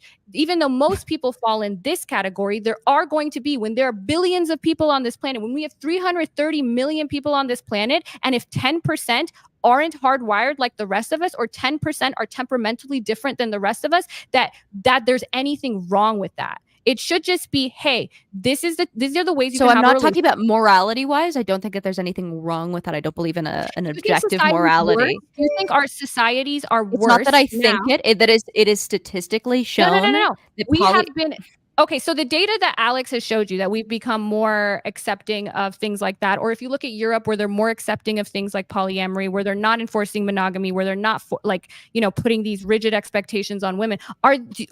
Do you not want to live here? Like, what is so bad about our countries once they've started doing this? What has been so bad? You are shadow boxing. You keep giving me positions that I don't have, and I don't know why you're doing this. Wait, hang on, hold up a second. I'm going to step in for a second. Lav, so why don't you go ahead and clarify your position, and then also take a chance to re-ask the question that you were asking that you don't feel like you got a good answer to. Okay. One, I think America is the greatest country that exists. It's extremely strong, economically prosperous. We're one of the safest countries. We're one of the most gender equal countries. Part of this is because of the values that the country was founded on and that permeate throughout all of culture. Monogamy has been proven to be better, healthier for society, lowering crime, lowering just even unhappiness rates. Like, this is throughout all of society. I'm so sorry, but you cannot argue this. We know that monogamous societies, monogamous cultures do better. They just do. So my question, and I'm not saying, like, again, I don't believe in God. I don't believe in a morality in the sense where I'm like, God wants us to do this, but I believe in a healthy culture. I believe in a healthy America. I want my children to live in this beautiful, amazing place for as long as it is beautiful and amazing. And I want to leave the world better than I came into it. Part of how we do that is by having children and keeping our country economically prosperous and keeping our country fertile and eugenic, so to speak. So again, I have to ask the question: if you had to choose between, let's say, enforcing a social norm of and I know that you're an individualist, and I don't really understand being an individualist, because if we were all individualists, then pedophiles would be able to be pedophiles, and we could commit a bunch of crime if we wanted. And I just don't understand that position, especially legislatively or even creating social norms. I genuinely don't understand it, because obviously, Hare Krishna, we can do whatever we want. Nobody chose to live here or whatever, but we still have to make some pretty hard decisions on how to run society and what is normal and what is enforced, even socially, not even with legislative measures, but just culturally. Obviously, we see that even in a culture like the Black community, where they value marriage less. Wait, Lav, can you clarify the question succinctly? Yeah, I don't. This is just sorry. If you had to choose to prescribe a monogamous or a polygamous society for America, which would you choose and why? Okay, so first of all, I agree with you. America is the greatest country in the world, but that's because we're an individualistic country. We are the only country that has been founded actually. We are not an individualistic. I didn't interrupt you. Don't interrupt me. I didn't interrupt you. You're just not talking. You're just not. Yeah, we are an individualistic society. That is what makes America what it is. We value individualism. Wait, yes, let her answer, and then you can challenge her response. Okay. Yeah, we do value individualism in this country. We are not a sociocentric sociocentric countries. Look up sociocentric countries and look up individualistic countries. You're going to see America on every single source you see as an individualistic country. And comparing us to highly misogynistic cultures where men can take a bunch of wives and women can't, and women have no rights, and being like, look, this one's better. If you look at today and you look at societies that have socially enforced monogamy to a greater extent, it's not the Western countries. It's not. A lot of the poorer countries actually enforce this more, and they don't seem to be any better off for it. I think that people who want to have children should have children. I think people who don't want to have children shouldn't. If I had to choose, I would enforce a social norm of choice. And this idea that individualism leads to pedophilia makes no sense. So if I had to choose, well, it actually does make sense from a philosophical perspective. No, it doesn't, because you can still have limits to the choice, right? All of our rights have limits. This is how, like, I know you didn't go to law which is school. exactly what I'm advocating for. Thank you, Jazmen. Well,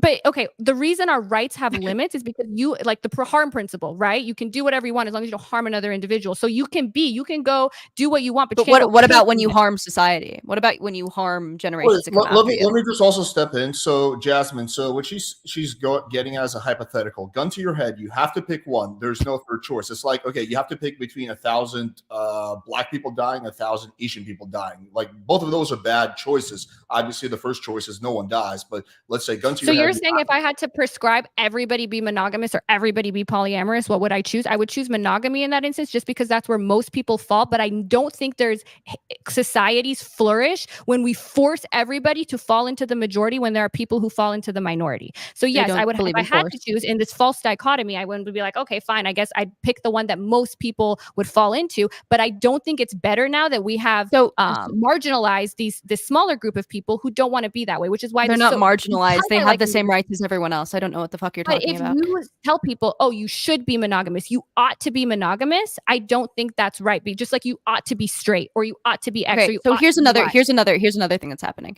is that women are naturally more monogamous, but now there is a social push for women to not be prudish, to be more sexually promiscuous, to be more sexually open, and women are not naturally attuned to this. This is not women's natural inclination. Some women. I don't care about the exception to the rule. I'm talking about generally. I'm talking about what we can observe. What percentage of women do you perceive? Because there's about 10 to 20% of women that do fall on the sexuality and scale. Why are those promiscuous women dictating the rest of society of women who don't want to do that? They're not. Nobody. Okay, this idea. You're the one saying that we ought to be this way. Nobody on my side. I never said you ought to be promiscuous. I never said there is definitely. You are crazy if you don't think that there's a social push to be more open sexually. You're insane. There is a social push to be more accepting. So why is there this 10 to 20% of a community or our population trying to societally dictate against how most people want to have sex, how most people want to pair bond? They're not. Do you not look at the GSS data of how many sexual partners people have? The majority of people, like 88% male and females, have sex with one person in 2022 or one person in 2021. The vast majority of people, their ability to be in a monogamous long-term relationship, which is what most people are doing, that they're still able to do that. All that's changed is that percentage of people that don't want to do that are able to do that, and they're just saying, hey, don't demonize us for it. And if you want to do this, do this.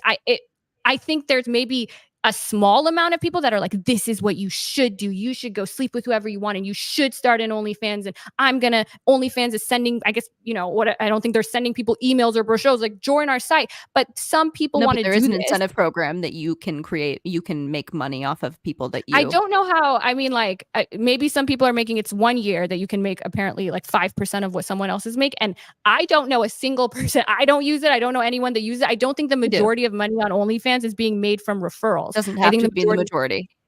I think it's a very, very small amount, especially because you only make that for a year. And most people, their first year on OnlyFans, unless they're super famous, don't even make that much money. So it's great. But even if you're on Twitter and we see so many people on OnlyFans who do make quite a bit of money, who are now, showing off on social media what they have, what they've gotten through this. Obviously, that's going to look very delicious to someone like me who got into sex work at 18, who is living in my car. You Sure, could, you and could, that's you could bad do for that with society. That's anything. like, You and could- now we see that the Black community, especially, is struggling because of their culture. So thank you for bringing that No, up. but I would say like but it's not just because of their culture. There's also a huge historical component as to why Black people are suffering. It's not 100% their culture. There's multiple variables. Well, that come in a into time play. like now, where they have social institutions put in place directly so that they could catch up with us, and they're still But not. history matters. That's History cultural. matters. History matters. Black people have not Wait, been history able to doesn't matter when we're talking Guys, about guys, it, whether or guys, not monogamy is good for Sorry, society. guys.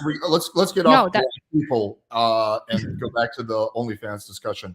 Actually, here's an interesting question. Well, actually, I'll let you guys go at it. I wrote down a few questions for both of you, but you guys can keep going. Yeah, well, just to piggyback off that, to say that history hasn't affected today, I'm not saying it doesn't matter, but that doesn't mean that we should now revert back to history or do what was historically the norm just because it was. Because then Just in that progress argument, we for the might as sake well of progress, historically go then. back to slavery because that's what we did historically. But to say that history has no No. effect is never what I said. So I never said you're history advocating has for no effect. progress for the sake of progress, even if it's non-conducive to our society, and Well, maybe tell me even how it's not conducive. unhealthy. Show me how society has gotten worse because we've allowed people to be gay, because we've allowed people to be polyamorous, because we've allowed people to do OnlyFans. Where is this collapse? Well, well, I was just about to say is that I can show you evidence on how society becomes better when we instill Christian secular values. Show me a society that was like doing But what we're doing. And let then me we finish, started doing- Jasmine. Please just even one thought. Thank you.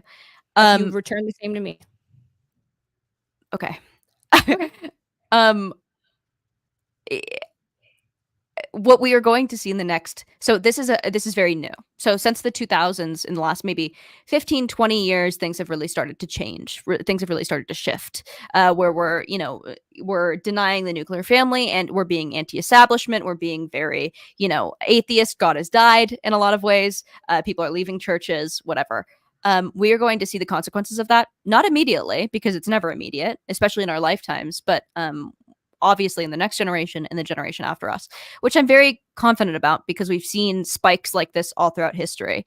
Positive spikes, negative spikes, and we can track it throughout our culture, throughout multiple different cultures. So I'm not to say that in the next 5 years, our life is going to be completely fucking different. We're going to be the poorest country ever. We're not going to be whatever, but we are going to see some serious consequences from sex work being so normalized, and from not being married being normalized, and from, having children out of wedlock being normalized. That's going to have some very serious consequences for society in the long term. Okay. Well, again, I would love to see a culture where the most religious cultures are the ones that are doing the worst. They have the most poverty. They're the most war torn. They're the most war stricken. And when you look at Nordic countries, this isn't true about Christian. This isn't true about. I let you finish. Okay. Didn't I? Was I not fucking silent? Okay. I would love to see an example where we couldn't give me any other time in US history you wanted to be a woman other than now. So where is this like dip where all of a sudden when we shame this stuff more, where we started shaming it less and then we shamed it more and things got better for women? I don't see that at all. And everything you're saying about, the future, we're going to be so negatively impacted by people becoming the less smartest religious. we've ever We're been. not seeing let me finish. We're not seeing this in any other place in the world. We're seeing that the most westernized, the most weird, Western educated, individualistic, rich democracy, that's what weird societies and weird morality is all about. Those societies are doing better pretty much on every measure. And I would say that there's no evidence that societies that started going this way and then decided to backtrack the way you want us to started having any type of positive impact to that. So I would love to see an example. Part of why we are doing so good is because of the values that our society and culture was shaped on. Okay. Well, then as they're deteriorating, why are things not getting worse? I'm telling you that they are. It's just going to take longer to see just how bad. So 1960s or 1950s or 1920s, where those Judeo-Christian values were more prominent in our society, were not better times. And you know that. And now we're seeing that but every year after that was better, right? So we lived in a progressive society. So we were able to create the most wealth, the most technology, the most industry, because of things. So 1960s was better than today for women. Or just say that if that's what you think. No, that's not what I'm saying. I'm saying that we create the building blocks for the next generation. But so the every building block block in the 1920s and the 1930s and the 1940s, focusing on the family, the baby boom, for example, was great for society. Now we're not even going to have things like social security because we're not having children. We're not going to have things like we're not going to have things like a heavy, prosperous workforce because we're not making enough kids to replace us and to create a booming economy. We're seeing things like literally in real time. We're seeing how this is affecting places like Korea, not having as many kids. Building blocks are not always good. This country was built upon slavery and segregation around the same time, right? You can't be like, well, we don't know the effects of Jim Crow like being yet because it hasn't been enough time. No. We know that's not good. We know that telling women that they can't work. Or I'm not. They have do you think at any point? Do you think at any point I said we need to go back in time? When you're making an argument that at any point here have I said we need to go back in time before they are, because these are the building blocks, therefore they are good and we should keep them there. I don't think this is a good argument because you could use that for a multitude of other things. You could use that for the gay rights movement. You could use that for the women's rights movement. You can use that for any movement because this is how it was until 10 minutes ago. So you don't think that we should have kids?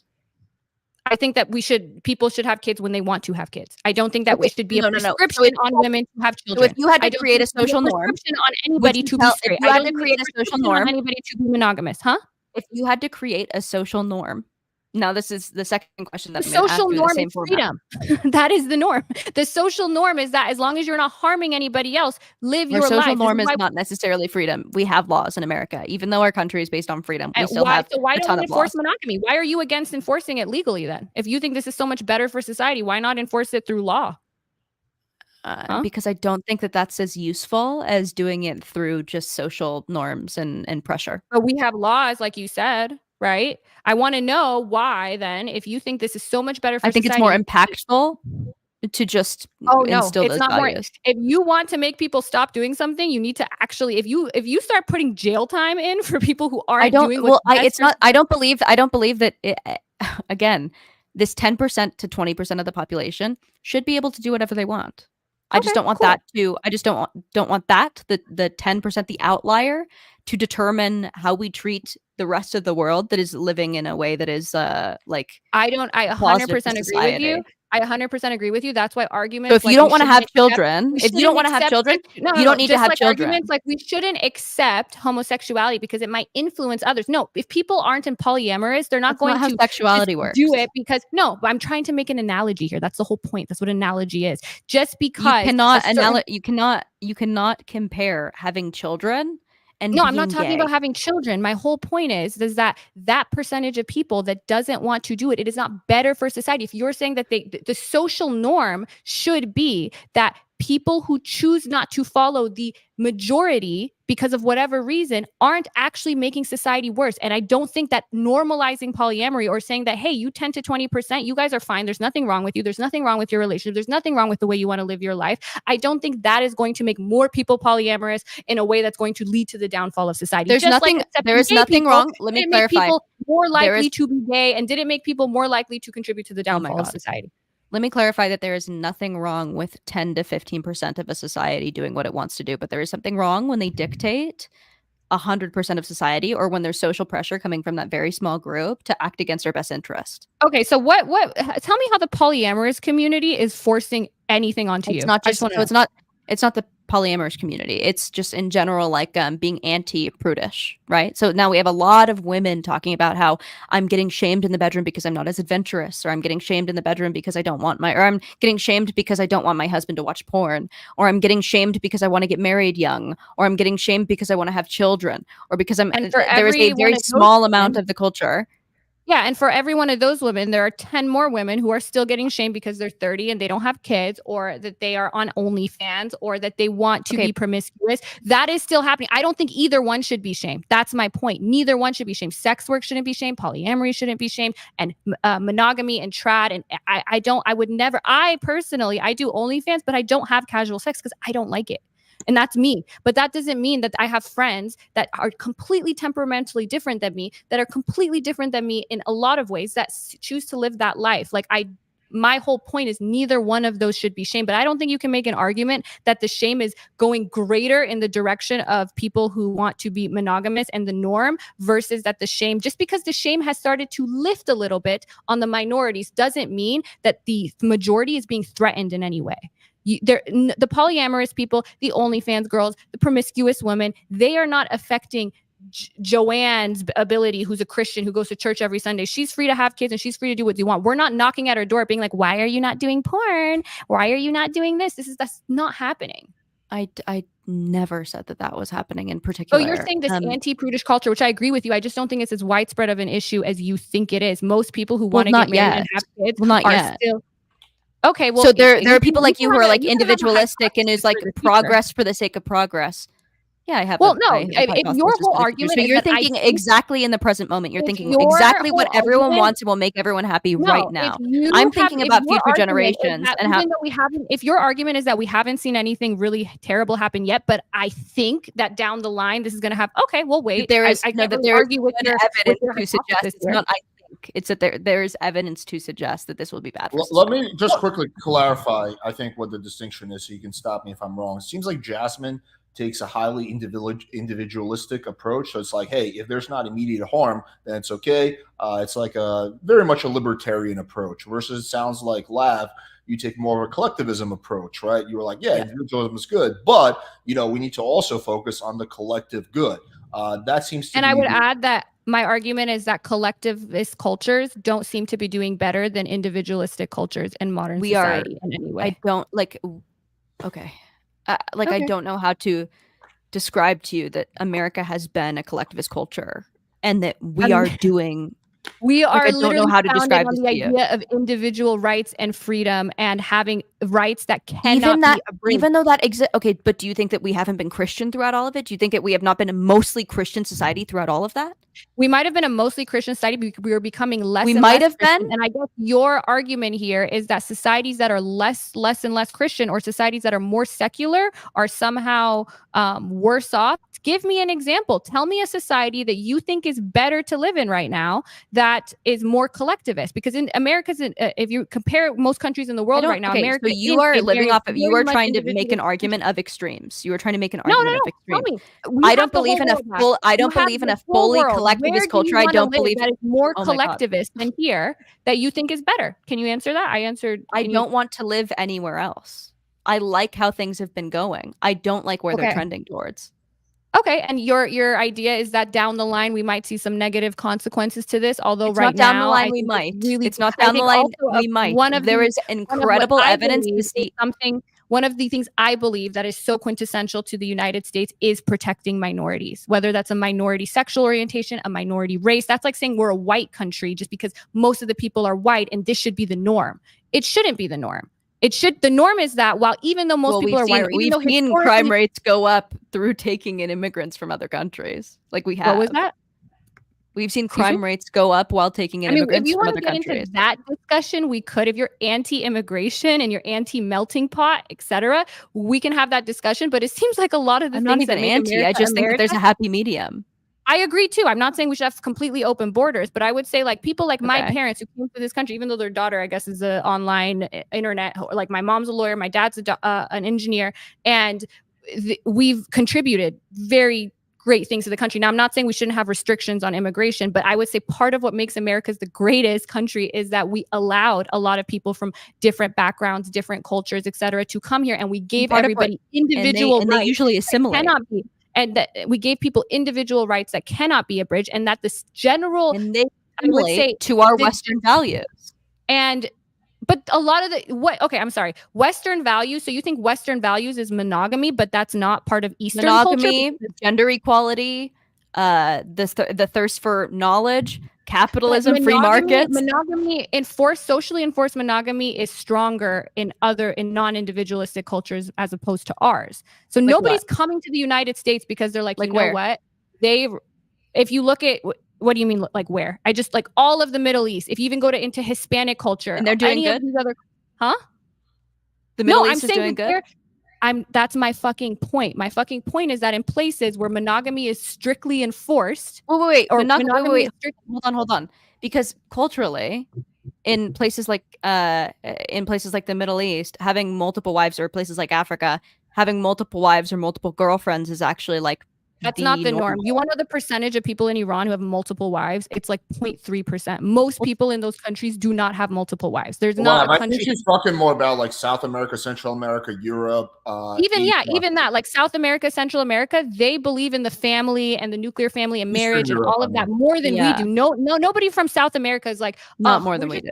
We're just not valuing monogamy enough here. Let me go to the United States where they do that. That's not why they're coming here. They're not coming here so that they can have Judeo-Christian values and have. No, they're coming here so they can enjoy the fruits of our building blocks, the freedom and individualism. That's one of the reasons that a lot of people come here. Okay, they want freedom. I don't. This is America. Freedom is a cornerstone of freedom is a concept. Freedom is a concept that also counteracts with a lot of American values, right? Like having laws against polyamory, or having laws against having sex with animals, or against having sex with inanimate objects or your cousin, right? Like there are some things where, even though we live in a free country, libertarianism, woohoo, there are some things that we even have to say, okay, we're actually going to put a little bit of either a social or a legislative pause on a lot of this stuff, but what about freedom? Are we not a free society? That's the whole point. Even though we were free, a lot of our country, a lot of the people, especially if they were minorities, weren't free, right? For a long time, like things like sodomy was not allowed. You were not free at that time to commit. That doesn't mean that changes the underpinning of U.S. culture. I think that was wrong. I guess the difference is some people think no-fault divorce, sodomy, etc., abortion, all of that should still be illegal, and they want to take away those freedoms. But there are other people like me who are like, no, actually, people want to engage in sodomy or any type of relationship. That should be okay. We're going to have disagreements on where the line is drawn, but I don't think that because the line is drawn anywhere, it means that freedom is not something that the United States cares about more than other countries, because we do. We, as an individualistic culture, we do care more about the individual than if we look at more collectivist cultures and freedom than they do. And I think that's good. I think we can see that's good because people want to move to the countries that are more like us instead of the countries that are more like that. Okay, I'm getting lost in this conversation because that was like a lot of yapping for like something that like we like literally already just talked about. Okay, then we can move on. But I mean, you were going. Well, no, it just I don't know. You're first of all, one, you're shadowboxing and creating arguments that I don't have, and two, we know that multiple things can exist at once. So we are a free society, and also there are some limitations, right? And also that social shaping has done a lot for society, because even though we've been a free society, we've been a mostly Christian society throughout all of history while we've been extremely free. So those are building blocks. And less and less Christian, and I don't think that has made us worse in any way. Through education. Education actually is a big predictor of becoming less religious, which I don't think is a bad thing. There's a reason that I don't think it's more intelligent people and more educated people are less likely to be religious. I don't think this is a bad thing. And countries that are richer and more educated are less likely to be religious. I just don't understand how shifting as a society to accepting things like different types of sexualities or different types of relationships has made if your whole platform is based on stop being mean to people, we still are the nations that everybody wants to go to. There's nothing about nations that we see that enforce this stuff more, that care about the nuclear family more, that people want to go to. People want to come here, and they want to come here, especially one of those reasons is that we are a society that has become progressively more accepting of people who want to live their lives in a different way than we do. If that's not something you're into, I understand your argument at this point. You've said it 18,000 different times. You've said the same thing 18 times too, Lav. I'm just responding to the same. You're making the same arguments. I'm making the same arguments back. It's not one-sided here. No, but you're shadowboxing with me. Right, Lav, if your whole argument is don't shame people, I disagree. Wait, what? Lav, sorry, Alex. Which one of your positions do you feel Jazmen is miscategorizing?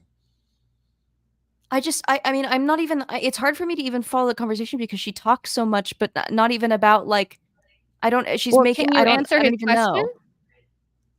You don't know what like I said, I'm getting lost in the conversation because you just yap. Like I don't know even where we are. Like you're fighting me by saying that I'm like okay, let me break it down for you. Let me break it down for you then, okay?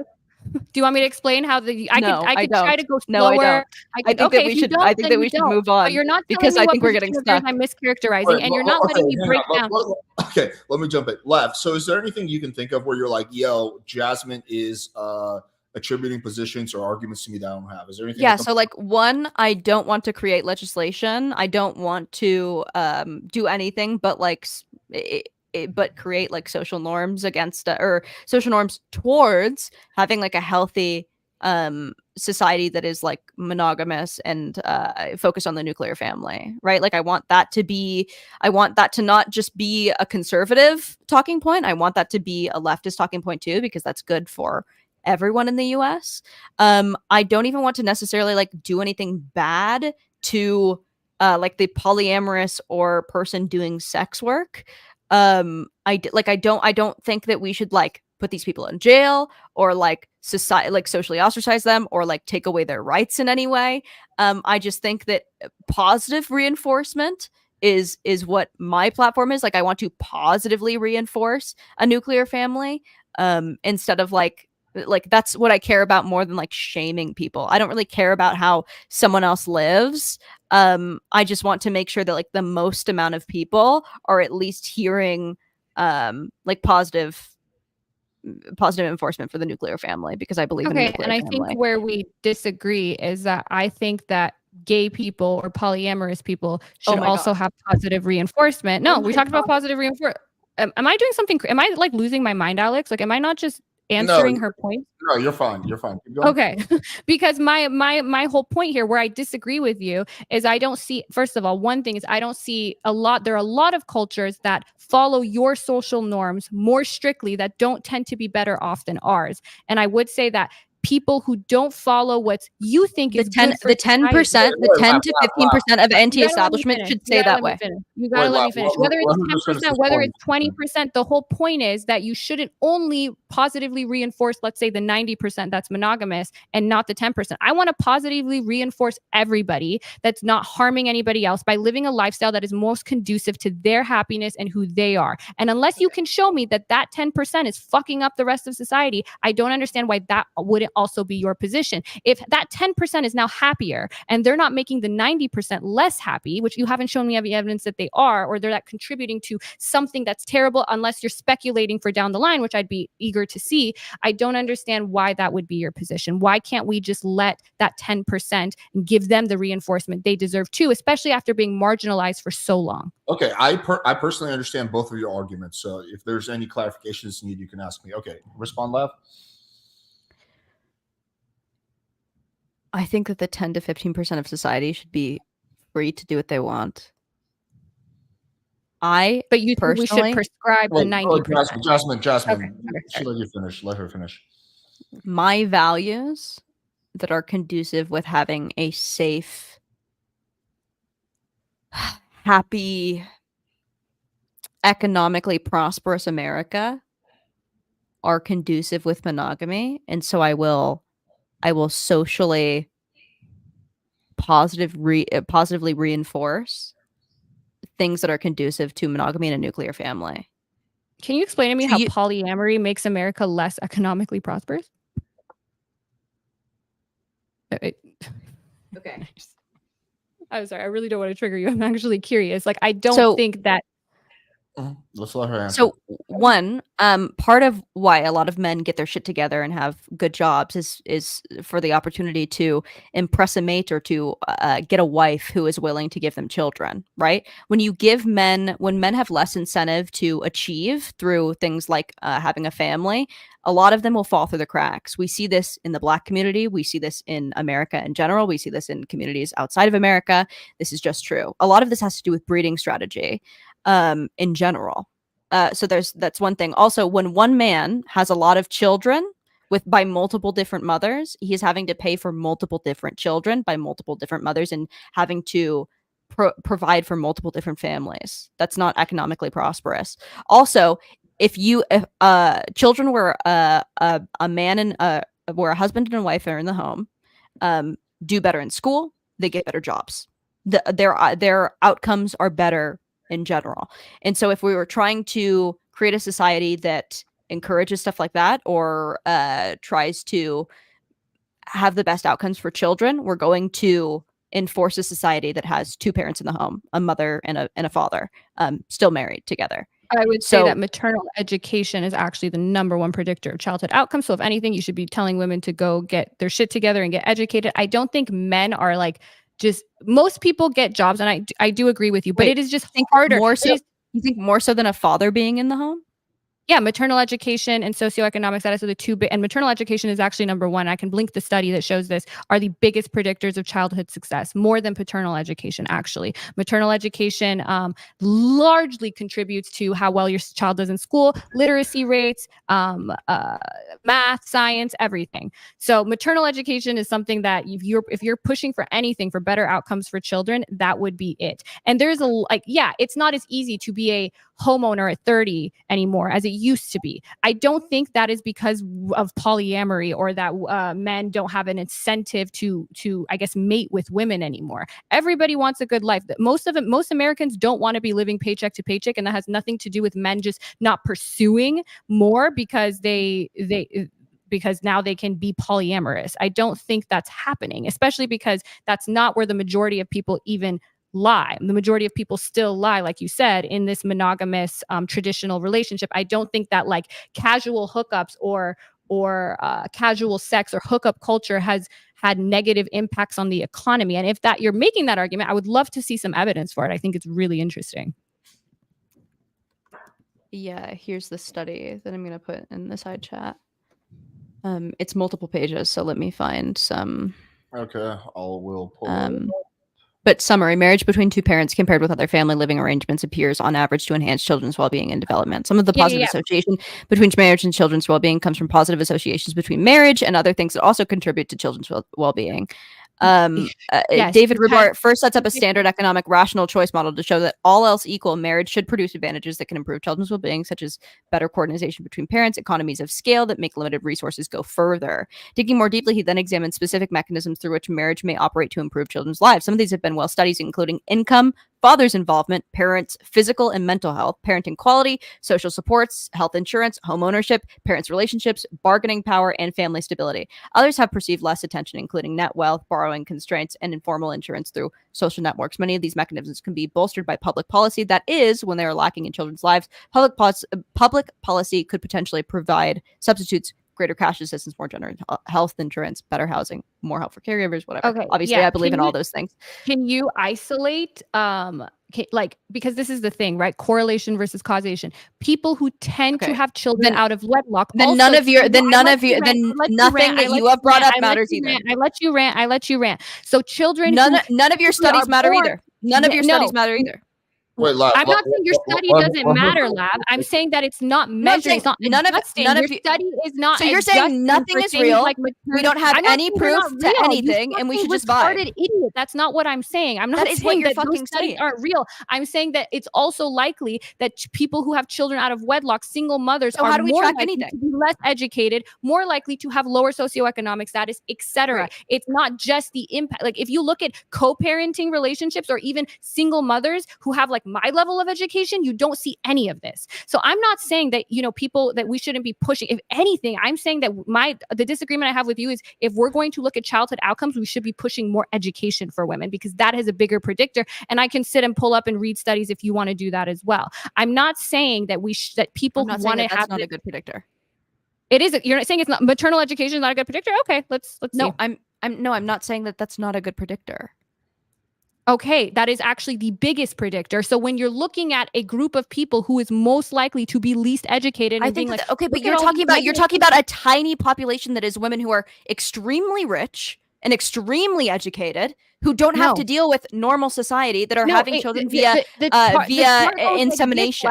It's not just that the most extreme. When we talk about the most, Jazmen, literally education levels and childhood outcomes for mothers goes like this. So yes, the people at the top are doing really well, but the people who are more educated than the people below that are doing really well. You're talking about a small amount of people who are doing very, very well. That is not the average. So I'm talking about the most amount of people who are going to do. I'm not talking about a small percentage of people. This is how it works, right? The more educated you are, it's not just that the most educated are doing well. Person who has a college degree, person person who has some level of schooling does better than person who has nothing. And it is not just a very, very small percentage of women who go to college anymore. In fact, the education gap has completely reversed. No, that's not. Oh my god. Oh my god. Oh my god. You're taking like a little bit of my argument and making it like, I mean, you're this is let me break it down for you. You're saying, look at all these terrible things that happen when children are born out of wedlock. I'm saying that when we measure for those things, the people communities and cultures do worse when people have children out of wedlock. True or false? Well, it's hard to say because you're saying no, it's not. No, it's not. Do communities do worse when they have children out of wedlock? I'm going to say false because if you go to other places in the world where almost nobody is born out of wedlock, those children are not doing any better than we are. So I would say that's false. Okay. You can't tell. If we're not willing to engage with reality, I genuinely give me a country where children are less likely to be born out of wedlock that it's doing better than we are. White people in America. White people in America. Latinos in America, Nigerians in America. No. Those people. I'm saying name a place where people. I'm naming in America. Communities do better when they stop having children out of wedlock. I really don't want to be an asshole and bring up like that you just aren't educated, but this is how it works, right? You're looking at the same community. You're looking at a black person who is let's say a single mother versus somebody who went to school and got an education. But you're talking about cultures, right? And I'm talking when you look at those stats in individuals, like you look at a Hispanic family that's better off. And a Hispanic family. Do communities do better? Family is more likely to have a communities do better? And that's my whole point. But if you look do at the communities do better when they have children out of wedlock? Those effects dissipate. That's my whole point. So I'm generally on a general population scale. Answer my question. Generally, do communities do communities do better when they have children out of wedlock? Not when you measure for maternal education. The answer is no. The answer not is when you no. measure for those things. When you're looking at a community that doesn't have those things and they're more likely to not have those things, that makes no fucking sense. Of course, if you're looking at people who are also really, really poor and you're being like, okay, well, they're also more likely to not have children out of wedlock and be like, look, if you have children out of wedlock, well, yeah, you're also way more likely to be poor and way more likely to be not educated. Wow, Lav, you have to ask the question in a different way. Let me try to. I understand what you're trying to get at. So the question would be like this: if you take people of the same income status, same education, same everything, 10,000 who had kids out of wedlock, 10,000 who did not, which one of them do you think is more likely to do better? So if you isolate for every factor, that's I think. If you isolate for every factor, I would say, but like. Do the children who are not born in wedlock still have like social support and resources, or no? Is it just like one parent versus like exact same? It's the exact same for both. I would say the only study I've seen, adolescent boys seem to be a group where they really benefit from having a male father figure isolated from all those other factors. But I haven't seen this be the case that if we're all factors are the same, income's the same, resources are the same, and there's co-parenting or there's not a nuclear family, that I haven't seen any evidence to show that those children end up doing worse. The only thing I've seen that really isolates just having a father married to the mother in the home is for adolescent boys, like ages 11 to 14, 15. If you can show me a study that says that that's the truth, then I'll believe you. I mean, sure. So you want to see a study that shows that single motherhood rates? It just affects teenage boys having having children. I can show you a study that shows that the negative. This is what you do. You answer a question and then you do like a study that shows that the negative impacts of single motherhood, once you adjust for things like socioeconomic status, etc., those more likely to be a criminal, more likely to do bad in school, those things go away.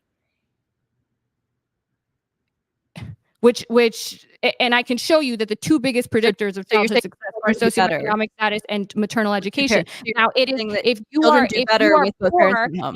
are poor and you are living in a community that doesn't have those things, you are also more likely to being a single parent. So therefore, there's a selection bias here because everybody who's a single parent is more likely to be XYZ. So yeah, their kids, oh my God, look, their kids are so much more likely to go to jail. They're so much more, because they're also more likely to be poor and uneducated. That's my fucking point. So you're saying that children do better when both parents? I didn't say children do better. I just said that. So you think that children do worse? A nuclear family. I don't think the children do worse.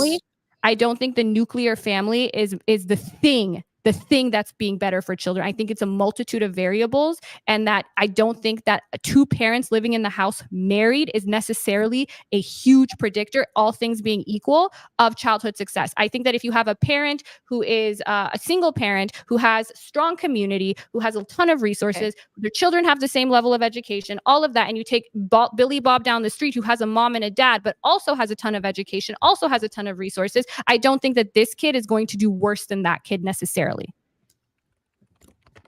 But we can move on. I mean, it's been 2 hours. I don't know if this is... I'm actually good. I'm enjoying this debate so much that I'm gonna skip the birthday dinner. Here's another thing, actually, that so in America, so let's just talk about this for a second. So as around 44% of Americans, 25 because you said it would be an hour and a half. I do have to go in 7 minutes, so I don't know if like at 8, because I planned for just till 7:30. I'm in Arizona time, so I got you. I don't know. Let me ask this question real quick. Hold on. Wait, hang on. In America, because you're talking about the predictor of child outcomes with just education, and you're talking about, and I agree with you in certain cases, but the problem with your statistics and when you bring up statistics is you're bringing up a microcosm of a bigger general population, right? So right now, 44% of Americans 25 or older have attended college and completed their degree programs. So that is the minority, and we know that college education is less people are going to college than ever before.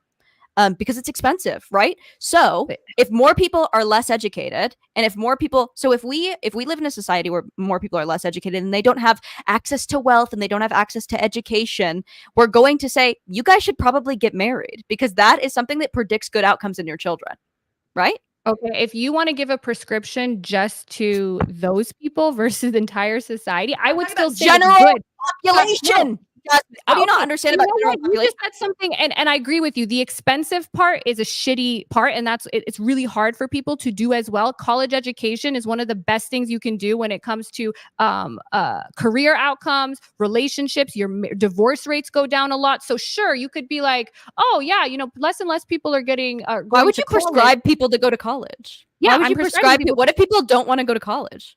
I'm saying that if you are somebody, we should create a social norm around college. No, why would you do that? A lot of people don't want to do that.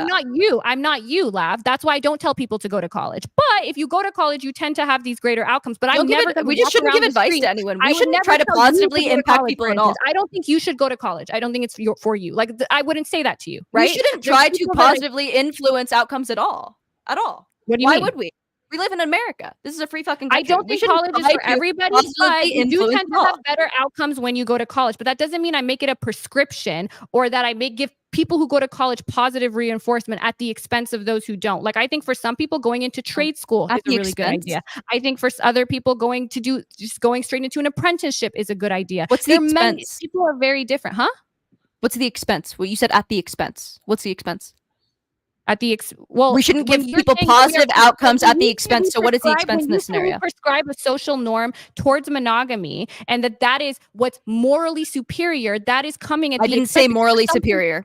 I actually clarified multiple times. I'm not arguing from a morally objective standpoint. What are you prescribing? Give me what your prescription is about monogamy to people. I think that we do better in monogamous societies, so we should positively enforce monogamy, just as we should positively enforce women having educations and jobs and everyone going to college, and we should positively reinforce not doing drugs, and we should positively reinforce children going to school at a young age, obviously, like all the way from K-12. We should positively influence a nuclear family, a father staying in the home. We should positively influence not having children out of wedlock. Like these are all things that we should. Everybody, I would never saying that. Oh, we should positively enforce going to college, so everybody should go to college if they can. I don't think that. That's the difference. We shouldn't. And monogamy is better, so everyone should be monogamous. I don't think that. That's the difference. I wouldn't prescribe a education for everybody. It depends on who you are and your circumstances. College doesn't make sense for everyone. You could say bachelor, PhDs or doctorate degrees like I have. end up having far better outcomes. I would never tell everyone that we should positively enforce law degrees and say that we should try to get everybody to do this. It's not right for everybody. And I think a society that allows people options I don't think that we shouldn't allow people options. I don't believe in legislating any of this. Okay, You should have the option. We have You should very allow limited. people Hey, guys, social stop, options, too. Stop. We have very limited time. I do want to get this one question out of the way because I wrote it down for 2 hours. So in actually last, I think first 10 minutes, she mentioned something about how OnlyFans culture and sex work actually makes rape more socially acceptable, I believe, or something along the lines of that. So how would you respond to that, Jazmen?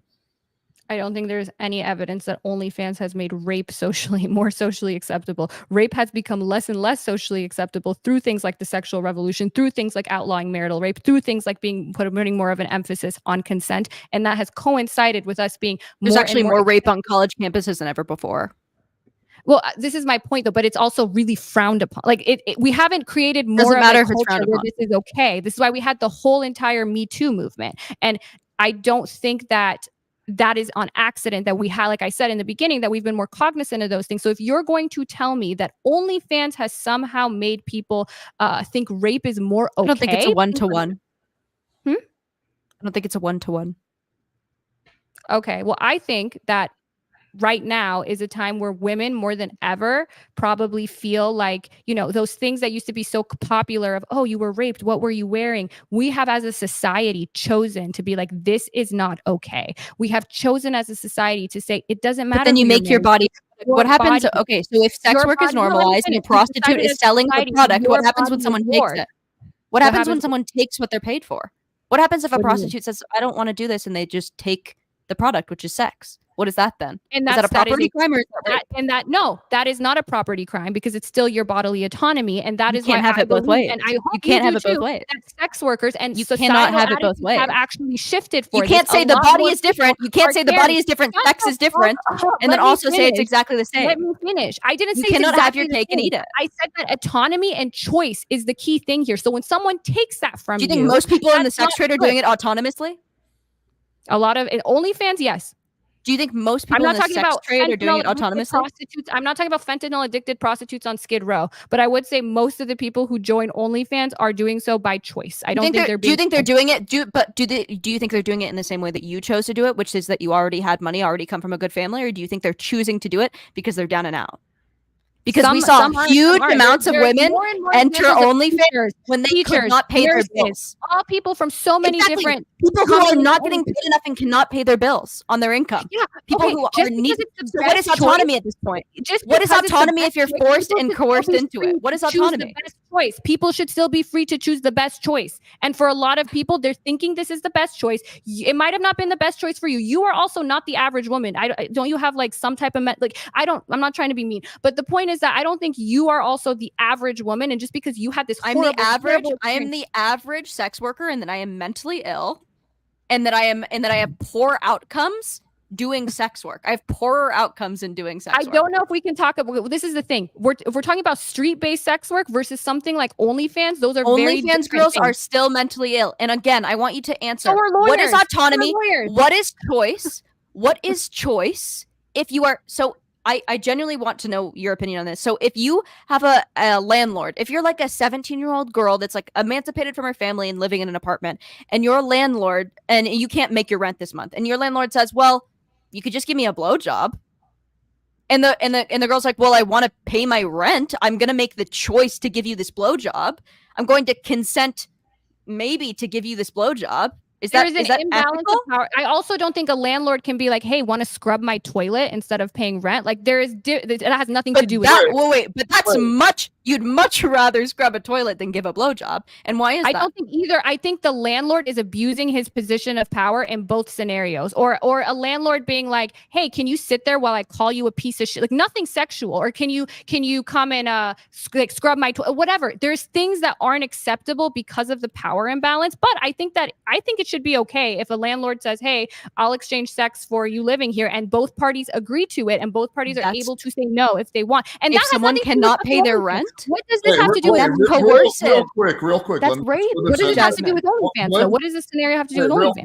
Real quick. Couldn't you make that argument for any shitty job, like working in a coal mine or being a janitor or like any shitty job that person takes? If you act like sex is not different than these things, I don't know what to tell you. It's different for you. It's different for you. You clearly had this experience and now you want to go and you're like marriage and monogamy. Good for you. No one's stopping you from doing that. And I don't think it's wrong of you to share your experiences because some people are more like you and there are some women that are more like me. The difference is I'm not telling you that what you're doing is wrong or inferior to what I'm doing. You're the one telling us that. Nope. You're the one saying that we're damaging society. Huh? But you're saying we're damaging society and you're not. Let's let Lav respond to that real quick. If you're going to try to act like sex is not different than any other thing that we do as humans, I don't know how to interact with you in this. We know that sex is different. It feels different. We don't even know why. It just feels different. Can we just pivot back to OnlyFans? No one's even having, you're not even having sex on OnlyFans. You're doing your solo creator, you're taking pictures of your titties. How does this have to do with landlords and sex and this and that? If a girl is making your body a product, it's normalizing a behavior. It's late stage capitalism. It's normalizing a behavior that is making. Show me how it's become. So if this is normalizing something and making things worse, where is it worse? Where are men treating women worse than they did in the 1960s, 70s, 80s, or even before the 1990s, before the proliferation of not even the argument that I'm making. I didn't even make that argument. So, okay. You're trying to find my argument. I don't think that you understand what I'm saying. Because your OnlyFans is bad because it's normalizing selling somebody's body. Okay. Now that that's become more normalized, what's happened? It puts women in potentially unsafe positions. But OnlyFans has made sex work safer.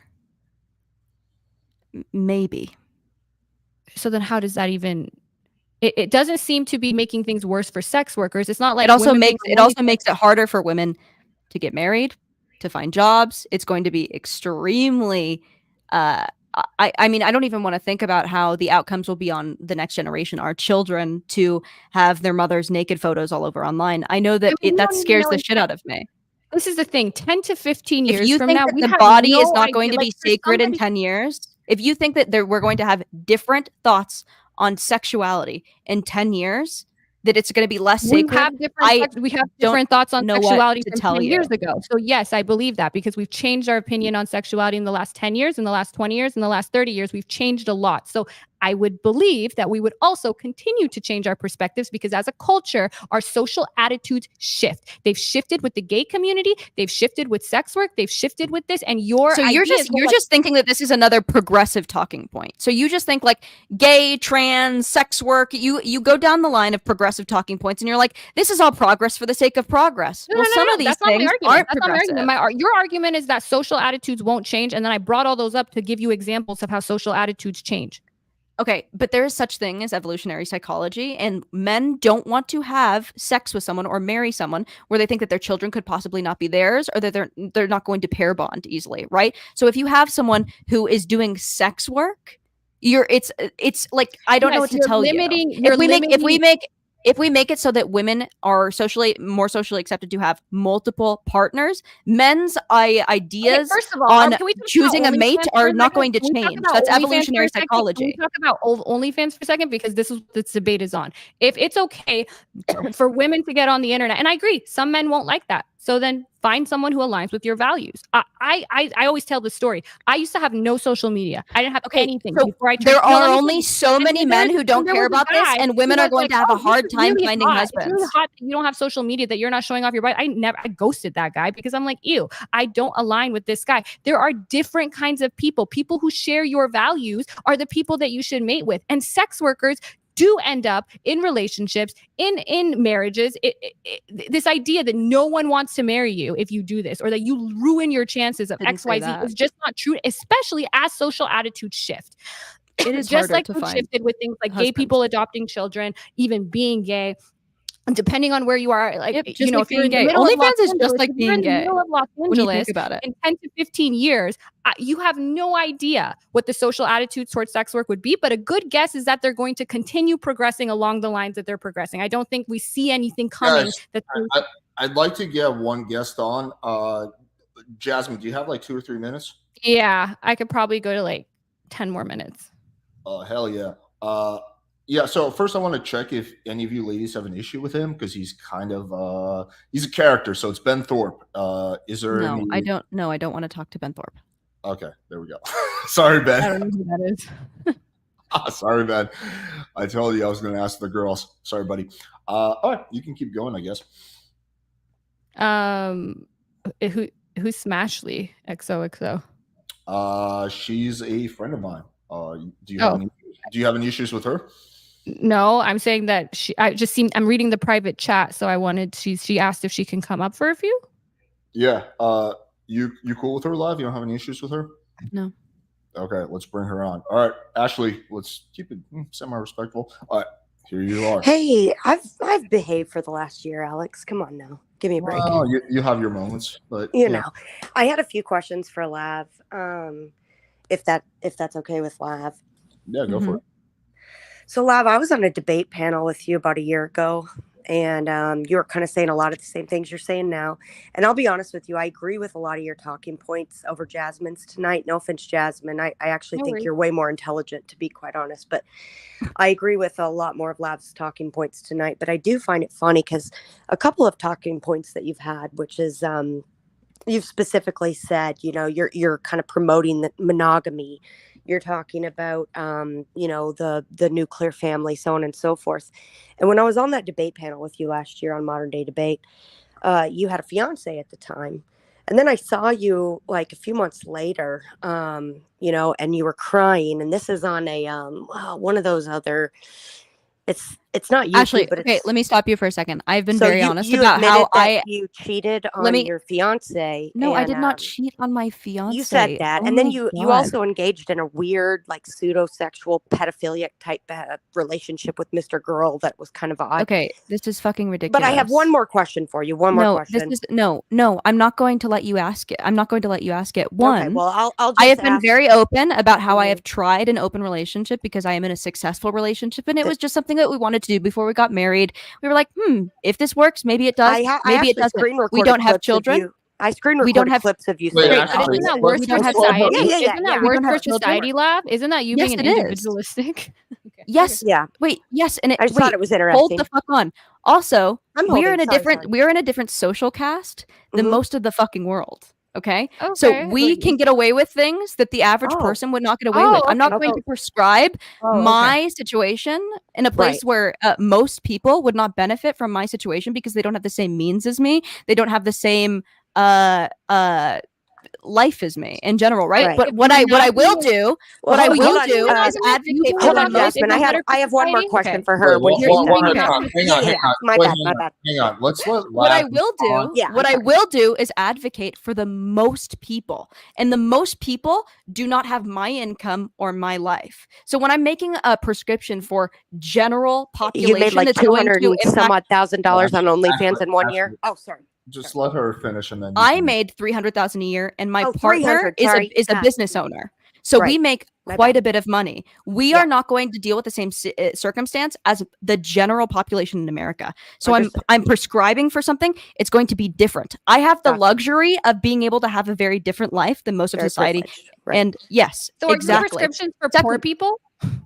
Are but middle class? I have one more question, and it's a genuine question, if I may. Is that harming society by people who make I make a lot of money? Jasmine, if I may, I have one more question. I really do. It was another thing you mentioned on that debate panel with me last year, Lav.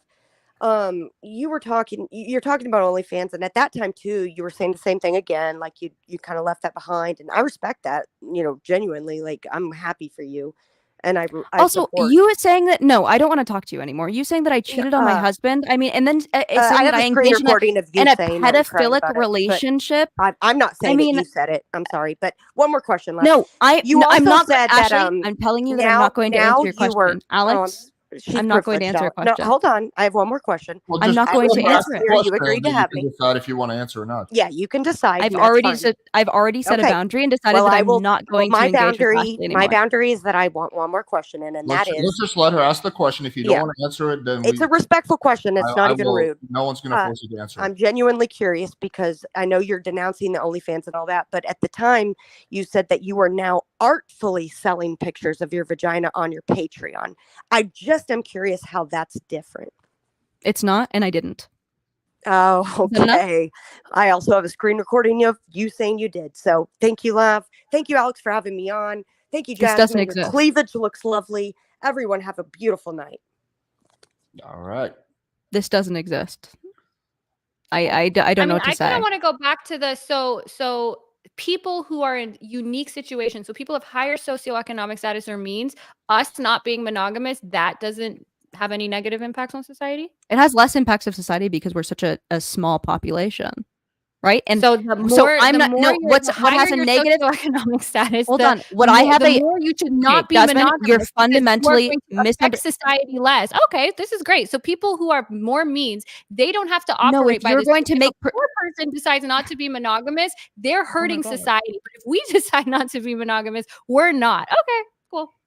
All right. Let's I only just have a like couple so more you're minutes. I don't know very if you- you're very close. Let's You're very let close with Matt Destiny, right? Hold on, Alex. I'm not You're close with very- Destiny. Whatever, you've talked to Destiny before. You know his talking points. He knows that his life is different because he is wealthy, he is young, he doesn't have children that he has to worry about in the short term, right? So he knows that his life is not going to be the same as like the general population. Even he says, I don't think most people should be polyamorous. I don't think most people should have an open relationship. Should be either because most people aren't. This is because part of why he says this. The people that it works with, the people that it works for should do it, and let me that it doesn't work for should do it. But I think it's a very bizarre society to all of a sudden say the most privileged are going to be the least likely to impact society. So we have a less of a moral burden to do what's best. It's not moral burden. It's that when you are, especially when people look up to you and your life, you're not going to prescribe them something that would lead them astray. So when I am giving a general prescription, wait, Jazmen, let's let Lav finish because you did ask her a series of questions. So let's Lav, go when ahead. I'm giving a general prescription of society, of which also I did not enjoy having an open relationship. I'm a monogamous girl. I'm like most women, and that I enjoy monogamy. Right? We tried it because we were like, we can. And we didn't like it. It wasn't for us. So why then would I then prescribe? First of all, if you want to try, anyone who wants to try non-monogamy, try it. I don't care. But if you're looking for something that is going to be better for society, a nuclear family is where you want to fucking focus. So no, I'm not going to prescribe something that I tried to the whole community. I don't even know why Ashley thought that was a fucking own or a talking point. This is retarded. Nobody's prescribing, like, again, I'm prescribing individual choice and people looking at their circumstances. So there's two questions. What's better for you? And that can be an individual. That can be whatever you're more temperamentally equipped or more temperamentally suited for, or who the kind of person you are. But then when you're talking about society, what should we saying it's good for society? And all of a sudden it becomes, well, if you're like rich and like whatever, then like you're not actually impacting society that much, like negatively. It's like, not that you're impacting society. It's just that what we should be telling poor, underprivileged people is that you guys being non-monogamous is going to be worse for society. I don't understand. Okay, either we're looking at what's best for you, or again, you're yapping. You're saying nothing. So let me clarify one more time. Let me clarify one more time, if I may. Rich people are going to have a different set of rules than most of society. So they is it the richer you are? Completely different. Or is it just what income level? Or like, is it the richer you are, the less of an impact you'll have? Can you just make this pretty clear for me? It's not about impact. It's about you cannot prescribe things to rich people because rich people play by a different set of rules Who's rich? than the rest of society. What's rich? Let's say top 10%. Okay, so the top 10% are not going to negatively impact society, because your whole argument was that monogamy is better for society. Therefore, we ought to be monogamous. That is your argument. But if the most amount of people ought to be monogamous, yes. Okay, but if you're in the top 10%, then you don't. You do not. Is that the most amount of people? No, but the whole point is that I think. So what are you not understanding about my argument? something different and we guise it under your. Okay, let me say it for you one more time. We want to prescribe for the most amount of people.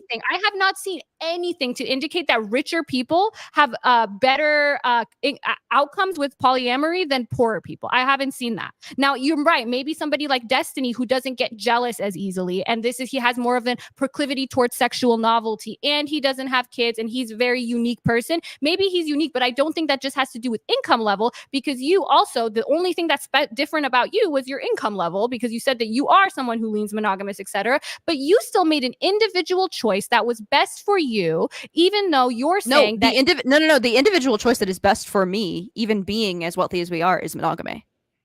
Okay, that is still true. That, but the best outcomes still come from the best outcomes.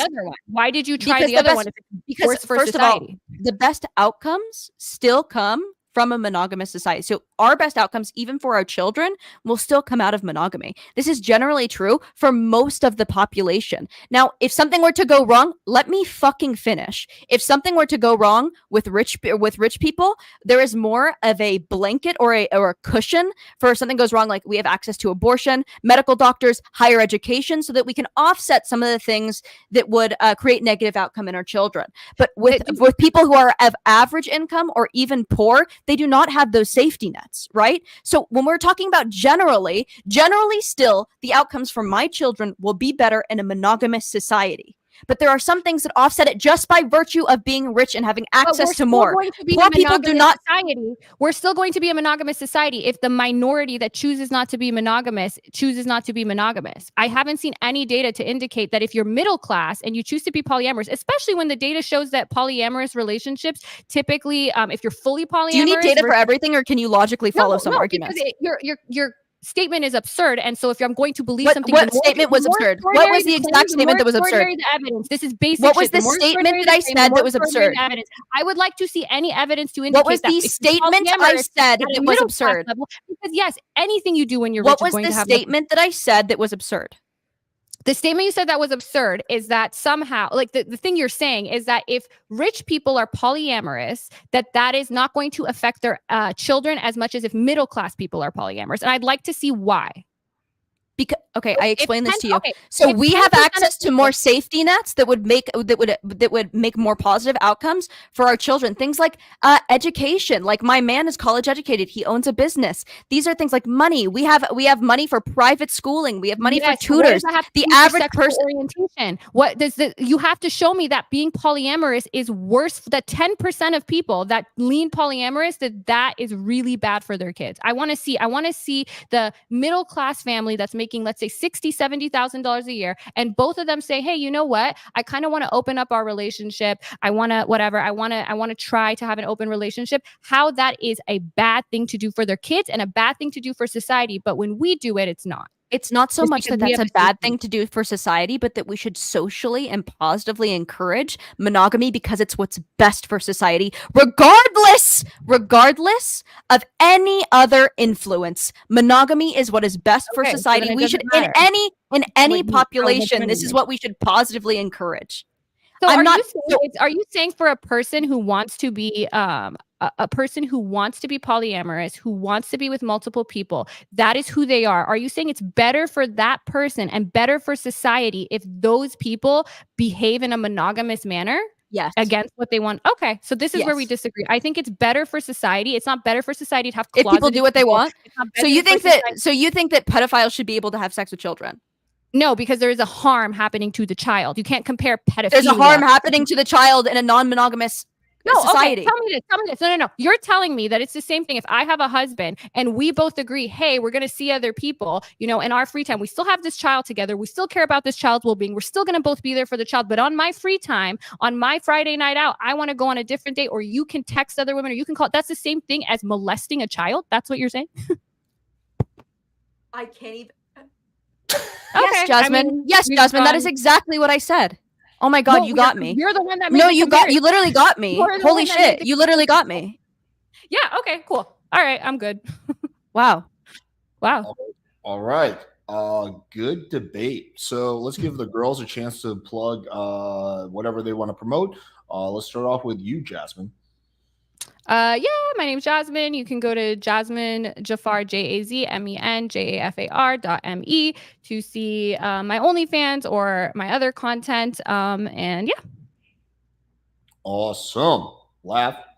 Let me just say that I cannot believe that Jazmen needs to see data on how unstable relationships with parents lead to poor outcomes in Monogamous children. relationships I are had very no unstable as well. idea. I had no idea that was something that If you anyone would wanna keep argue debating, against. we can keep debating, but the debate was over. He asked us to No, plug thank our you. socials, No, but I will thank keep you. talking over No. you if we need to do that. I'm Okay. totally fine with that. No, actually, why Plug don't your you plug socials. my socials Plug your instead, since you socials, love to plug your yap so much? socials, Plug your socials and go back to your life. I will go to my happy marriage. I and have my a very happy life as well. I hate to tell you this. We'll see where we both are in 10 years. My name is Leah Jane. I have a podcast called Bloodbath Podcast. I want to see where we are in 10 years, okay? Because there's no comparison between I have a you have a what? We'll see. I have a podcast, Bloodbath Great Podcast. It's on YouTube. My socials are Impish Pixie with 2 E's on Twitch, Twitter, and I think that's it. Well, and Cash App if you want to tip me for this. I know. Go ahead. And also LavLune on Instagram. Thanks for having me. Where you guys will be in 10 years is on the PWF podcast having another debate. Hopefully not. Hopefully I will be having 6 children. I'm happy to be here in 10 years. And I do want to make a point that I realize I am extremely privileged and I grew up extremely privileged and she didn't. And that's probably going to affect things in the future. But I also think, what? Who would have thought? Yeah, I know. So I want to make that clear. But yeah, unfortunately, I'm just not going to be one of those people. Like my parents are rich. I'm pretty rich. I had a really great upbringing. I don't have any mental illnesses. Like I'm doing pretty good. I'm sorry. So do you think that you can prescribe your exact life to the general population? No, I don't prescribe my. I'm not you. I don't. And why not? And wait, I'm not prescribing my life to the general population. I'm not prescribing. Why can't you prescribe your life, Jazmen? Why can't you prescribe your life to the general population? It has to do with nuance. Wait, Jazmen. Why can't you prescribe your life? That is why I wouldn't prescribe the same life to you as I would to me. Okay, I never got on the internet for validation like you did. I don't think that's a good thing. That seems to be why you had negative outcomes because of it. I don't have bipolar disorder. That's going to negatively impact certain things that you do. That's why we shouldn't have the same prescription. You shouldn't do OnlyFans. I should. You don't have to pick one for both of us to agree to do the same thing. So do you think most women should and can do OnlyFans? Not most, but some. I don't think that the only thing, but generally, so when you're generally prescribing, women shouldn't be. You agree with everything I say. You agree with everything I say, Jazmen. To do well in law school, it's not for everybody, but that doesn't mean some women shouldn't be lawyers. Doesn't mean some women. You agree with every. Okay, so you don't think. Okay, answer these questions with a yes or no, please. Would you prescribe most women your life? Would I prescribe most women in my life to do OnlyFans? Sure. Is that the question? Yeah. I prescribe like 30%. Okay, so that's not the general population. But the whole point of life is I don't know why you're so retarded that you see everything black and white and everyone has to have the same job and everyone needs to be the same person. Everyone has to do the same thing. I think never said that. You're shadowboxing. I think some women should be nurses. I think some women should be X, and I think some women should do OnlyFans. I am one of those women. I'm very sorry that you had the life that you did, where this was not a good option for you because you're crazy. You shouldn't do this if you're a crazy girl. I agree, but I'm not. So that's why this is good for me. I'm sorry. Okay. All right. Well, thank you. All right. Fire debate. Very fun. We got like literally almost 500 live viewers. Epic. Thanks for coming on, ladies. Appreciate both of you and appreciate the audience for tuning in. This was definitely one of the juicier debates on this channel. All right. Take it easy, y'all. Bye-bye. Bye. Take it easy. Bye. Bye-bye.